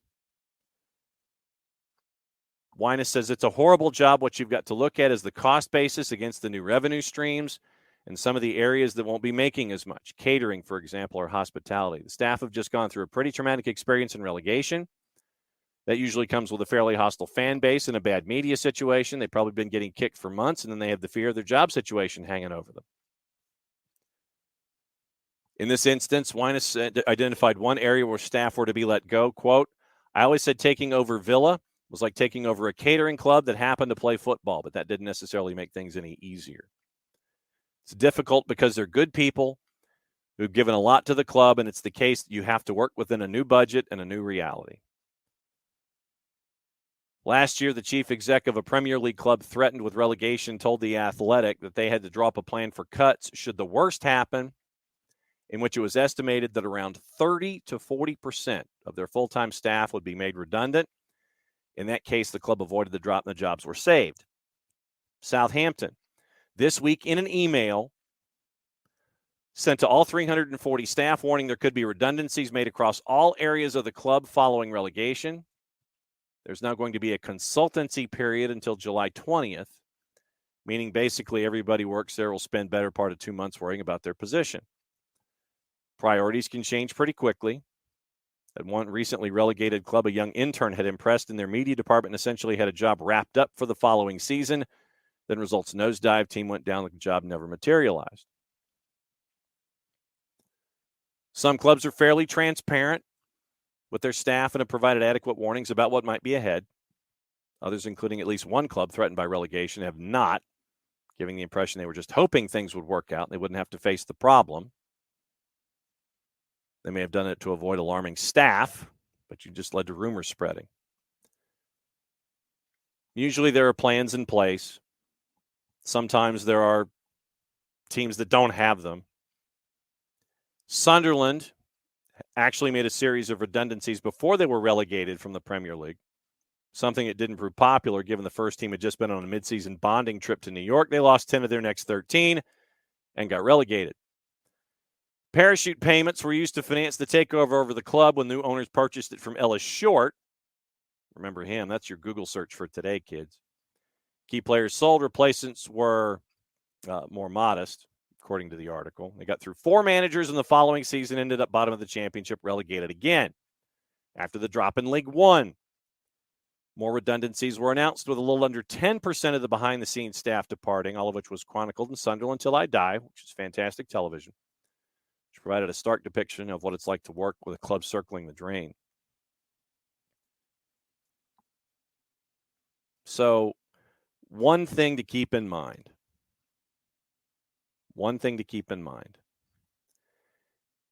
In days like this,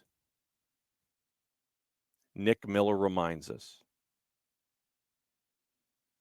that there is a human side to the whole thing.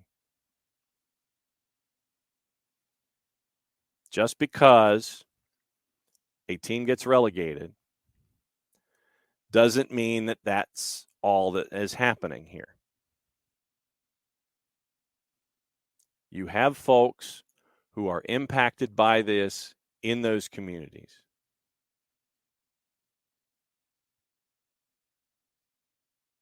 Someone that has worked there for however long they've worked there. And because of that, they're worrying about their job. They are worrying about their job. So just as a reminder across the board, remember there's a human element attached to it. It's more than just players. It's more than wins and losses, more than having to do with stats. Folks who are employed.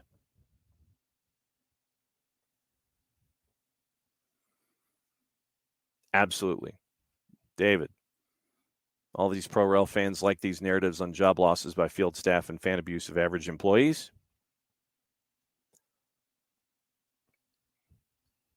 That's a question for those. That's a question for those fans that choose to abuse.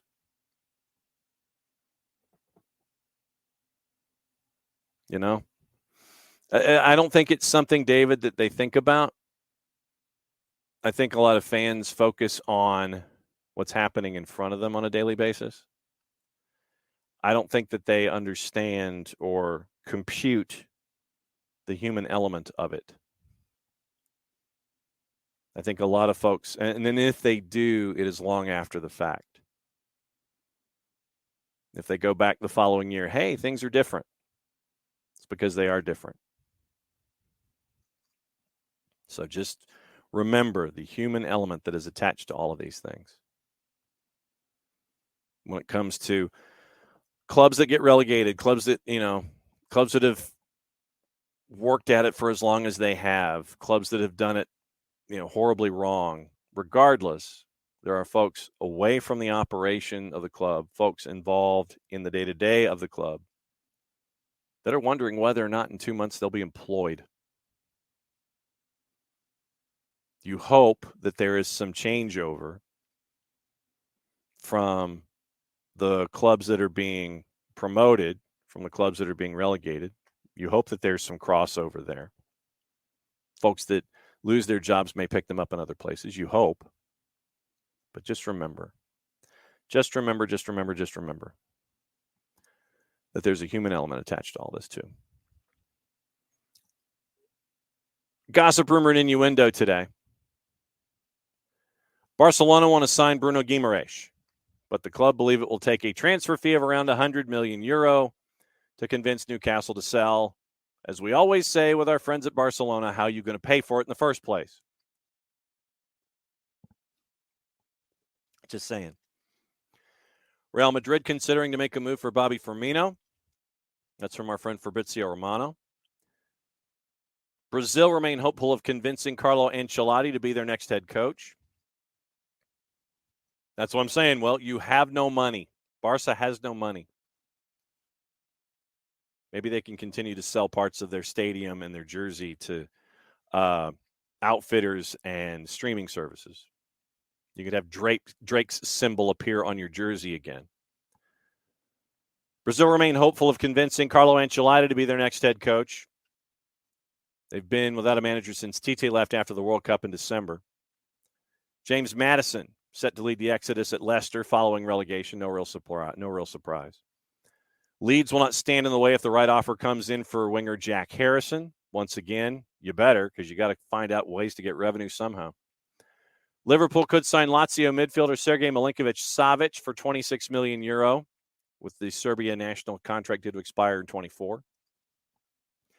Manchester United, chances of signing South Korea defender Kim Min-jae and Nigerian striker Victor Osimhen from Napoli have been boosted, amid speculation surrounding the future of manager Luciano Spalletti.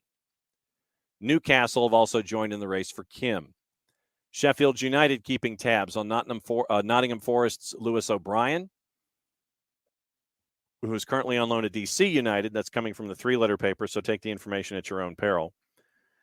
Alexis Sanchez, who is keen on a return to the Premier League, having played for Arsenal and Manchester United, currently at Marseille, looking to return to the Premier League. Once again, that's from the three-letter paper, so take that information at your own peril. Looking in the local papers otherwise, and seeing if there's any other news that's out there. Brentford valued David Raya at £40 million, so we got to keep an eye on that for anybody who's interested. Chelsea have held talks over signing Sporting Lisbon midfielder Manuel Ugarte. The contract's up in 26. It's thought that he has a €60 million release clause. Ruben Amorim has admitted it'll be difficult to keep players like Ugarte. Following the failure to qualify for Champions League, Chelsea believed to be targeting a keeper, a midfielder, and a striker. PSG are also interested in Ugarte. Folks are wondering what's next for Chelsea. Apparently, it's signing more players. Liverpool have rejected a bid for Fabio Carvalho from an unnamed Champions League team. It comes from the club after having already rejected several Premier League loan bids for the midfielder. Swansea are interested in the lower divisions and Birmingham manager John Eustace as they look for a replacement for Russell Martin. Martin's expected to be confirmed as the new manager at Southampton. So that runaround continues. Arsenal considering a move for Manchester City fullback Joao Cancelo, according to Fabrizio Romano. City reportedly ready to sell Cancelo. Spent the second half of the season on loan at Bayern Munich. Bayern Munich are not set to exercise their option on the Portuguese international. €70 million buy option will not be triggered. Spalletti set to leave Napoli after the club after guiding him to the first Serie A title in 33 years. President Aurelio De Laurentiis said Spalletti has asked to take a sabbatical and will leave the club with a year left on his contract. De Laurentiis told Rai Italia, as reported by Sky, he's a free man. Now it's right that he continues to do what he wants. I thank him. First title since 1990 when Maradona led them to the Scudetto with 5 games to spare. Pochettino is already beginning, according to the Evening Standard, chasing after new signings. Once again, color me shocked. Luton Town, newly promoted, pushing to sign Cody Drame on a permanent deal. Defender spent the second half of the season on loan.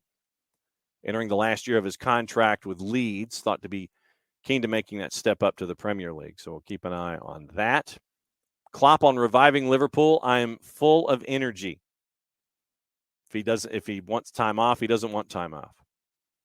If you'd asked me 11 games ago, do you want to have a break? I would have thought about it, to be honest, but absolutely I'm fine. Full of energy. I have a break. I don't have training in these kind of things, but a really busy period hopefully starts now in a different area of the game. I'm more than happy to do that. I will find time to re-energize when we start again in July. Spurs and Manchester United are the ones that are interested in David Raya over at Brentford. Thomas Frank says, I think we only have one player for sale. That's the one that's been talked about. David. Costs £40 million, I think I said. Brentford have completed the Mark Flecken deal from Freiburg, according to Fabrizio Romano. Documents signed, activated for €13 million. Medical tests already completed, official soon. He'll be the replacement for Raya, who's expected to leave. So decent piece of business for Brentford bringing in Flecken for 13 from Freiburg. David Raya north of 13, but they're looking at 40. Rico Henry, Aaron Hickey getting an interest in the summer, but Thomas Frank says A, David's the only one for sale. B, I'm happy here, and ain't nothing else there. Barcelona also reportedly set to secure the signing of Ruben Neves for £26 million. Once again, quoting Will, Barca, you have no money. So we'll see what happens there. Leicester in line. Yeah. So Leicester in line for significant belt tightening. We mentioned Kieran Maguire. He was on Sky Sports News. 7th highest wage bill in the Prem at £182 million. £182 million wage bill. Brentford's was only $68 million. Quoting Maguire, they're going to have to do significant belt tightening. Do have 8 players who are out of contract. The squad that was relegated cost over £400 million. And I think they'll be looking to move some of those players on. Revenue's likely to go down, or about 2/3. Macquarie, an Australian bank, have given Leicester what we tend to refer to as factored discounting loans. These days, transfers are usually paid in installments, and what Leicester have done is cashed in on some of the future installments due. In terms of the parachute payments, it looks as if they borrowed the payments will not actually go to Leicester, but will go towards repaying these loans. That's going to add to the challenges the club faces over managing its cash flow over the course of the next 12 months. So that's your latest. Dortmund will sign Remy Ben Sebaini on a free from Borussia Mönchengladbach, according to Fabrizio Romano. Contract expires this summer. He's going to replace Rafael Guerrero, who's leaving Dortmund as a free. James Maddison, once again, could be the first to depart in the fire sale for Leicester.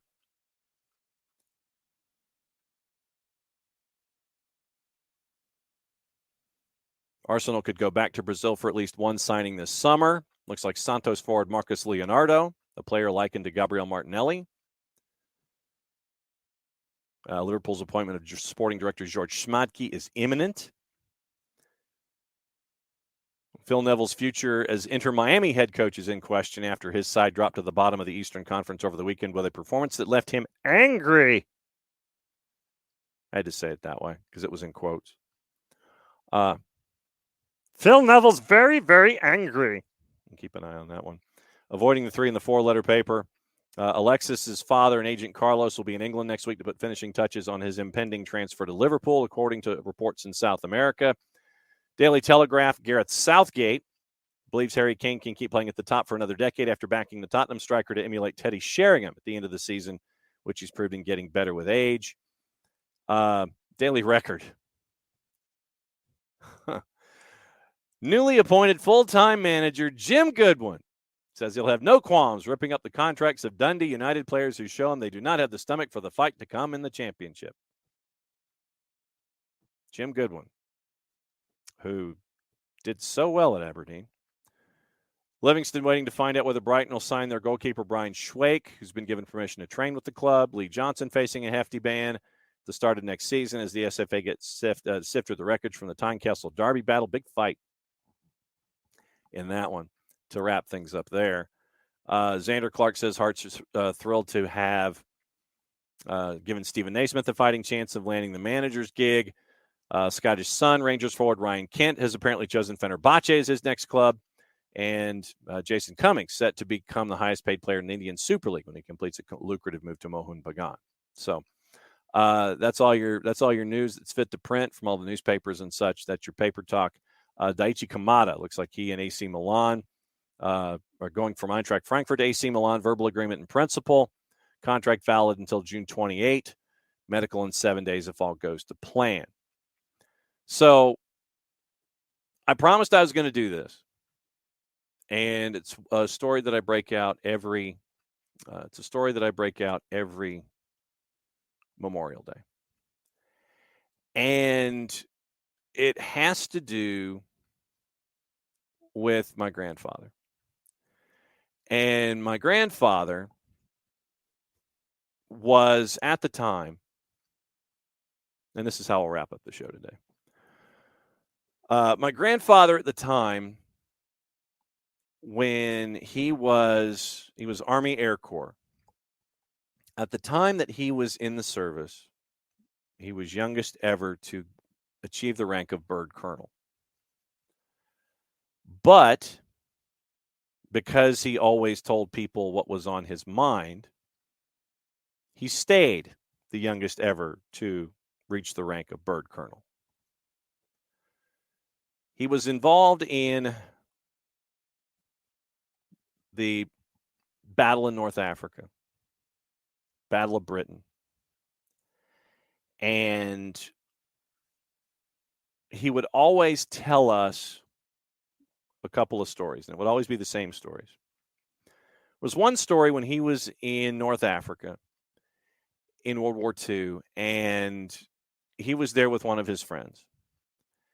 And so they're in Algiers, if memory serves. And the shipment had just come in for the U.S. forces. They had just unloaded a bunch of Jeeps right there at the dock. And I mean, it's lines and lines of Jeeps. And so he and his buddy, they don't have any transportation. And so they're walking up and down the lines of Jeeps, and they get an idea.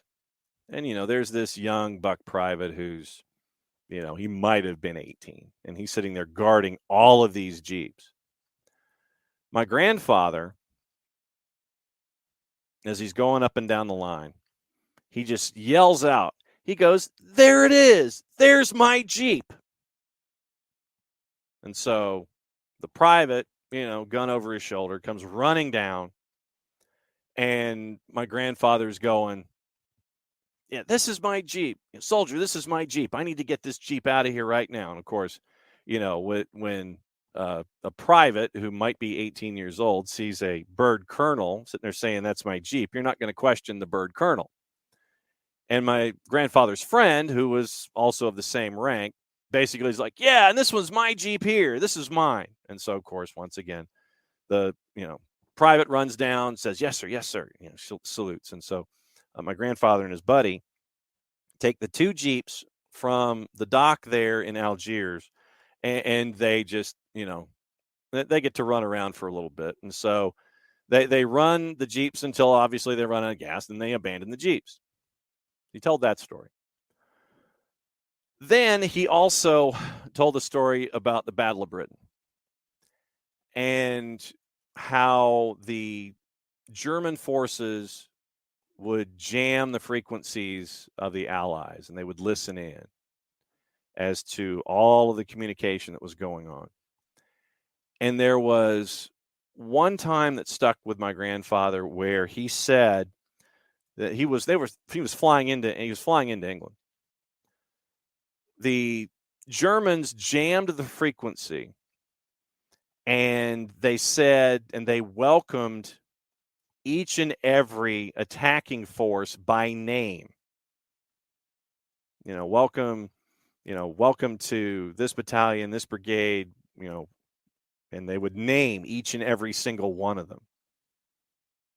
So imagine you're flying into Britain, and the Germans know your broadcast frequencies, your transmission frequencies, and they hop on, and they say, after announcing each one of the groups that they know is coming in, "We'll be seeing you soon."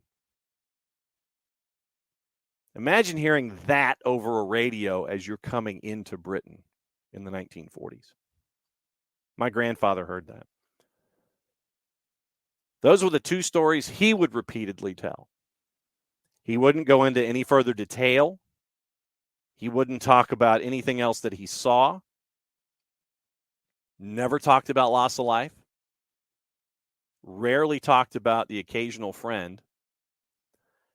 He loved Jimmy Doolittle, knew Jimmy Doolittle by name and by acquaintance. Loved Patton, was not a fan of Dwight David Eisenhower as a leader of forces and a leader of men. After World War II was over, he was a part of the wind tunnels in Tullahoma, Tennessee, the Arnold Engineering Development Center. Wanted to go and be a part of the armed forces in Korea, but was told he was too old. and also wanted to be a part of the American forces in Vietnam, but once again was told he was too old. So that was how I got my stories about armed forces and war and what it meant when I was growing up. But now that I have friends who are closer to my age, I get those stories from a more recent prism. And I'm getting to hear the darker side of things, the realism that's attached to it. Folks that come home and others that don't. So when you have friends or family that come home and are brave enough to share stories about those that are not coming home and how those folks impacted lives of those who are fortunate and blessed enough to come home in whatever form they do. Listen. Be there for those people. Be there for those friends. Be there for that family. Because we need to remember on a day like today. We need to remember every day, frankly. Today, yes, there is the reminders that are out there, and we have TV programs and bunting and parades and such. So if today helps in that regard to remind us to remember, I hope it is. But at the same time, don't let it disappear the other 364 or 5 days out of the year. Be there for those who come home. Be there for those who have not come home. Because if we're not, then we don't get to have days like today. I apologize for going over, but that's just the story that I like to convey from my own personal family influence and impact about today. So my wish for all of you, once again, never forget, always remember, always engage, always ask, always be there. Because those who come home and know those who don't, they're going to need shoulders, they're going to need ears, and they're going to need care and a helping hand. So on that note, we'll get back to talking about MLS tomorrow. We got Atlanta United to talk about. We got the Twos to talk about. We got a bunch of other stuff going on in the world. We'll get back at it at 9:05. This week is a little different because it's a double match week. So Wednesday, we'll have the midweek whip around at 9:05. Dylan and Bart will come in hour number 2. Get you ready for Atlanta United, New England, and the rest of what's going on in MLS. Thursday is normal. Friday, once again, weekend whip around. Patent pending, trademark coming sooner, hopefully, rather than later. 9 o'clock, we're on the air. 9:30, our friends at Beyond Goals. 10 o'clock hour is Beyond as our weekend whip around there. We'll have all the programming this week. All of our USL programming will be up. Prem and Proper will be up. Next Pro will be up. NPSL South will be up. So it's going to be a very, very busy week on a double match week. So for everybody here at SDH, lest we forget, since it's the end of the show, that means I get to do this. We'll be back at it again tomorrow morning, 9:05. Thanks for hanging out on a Monday. Enjoy the rest of your day.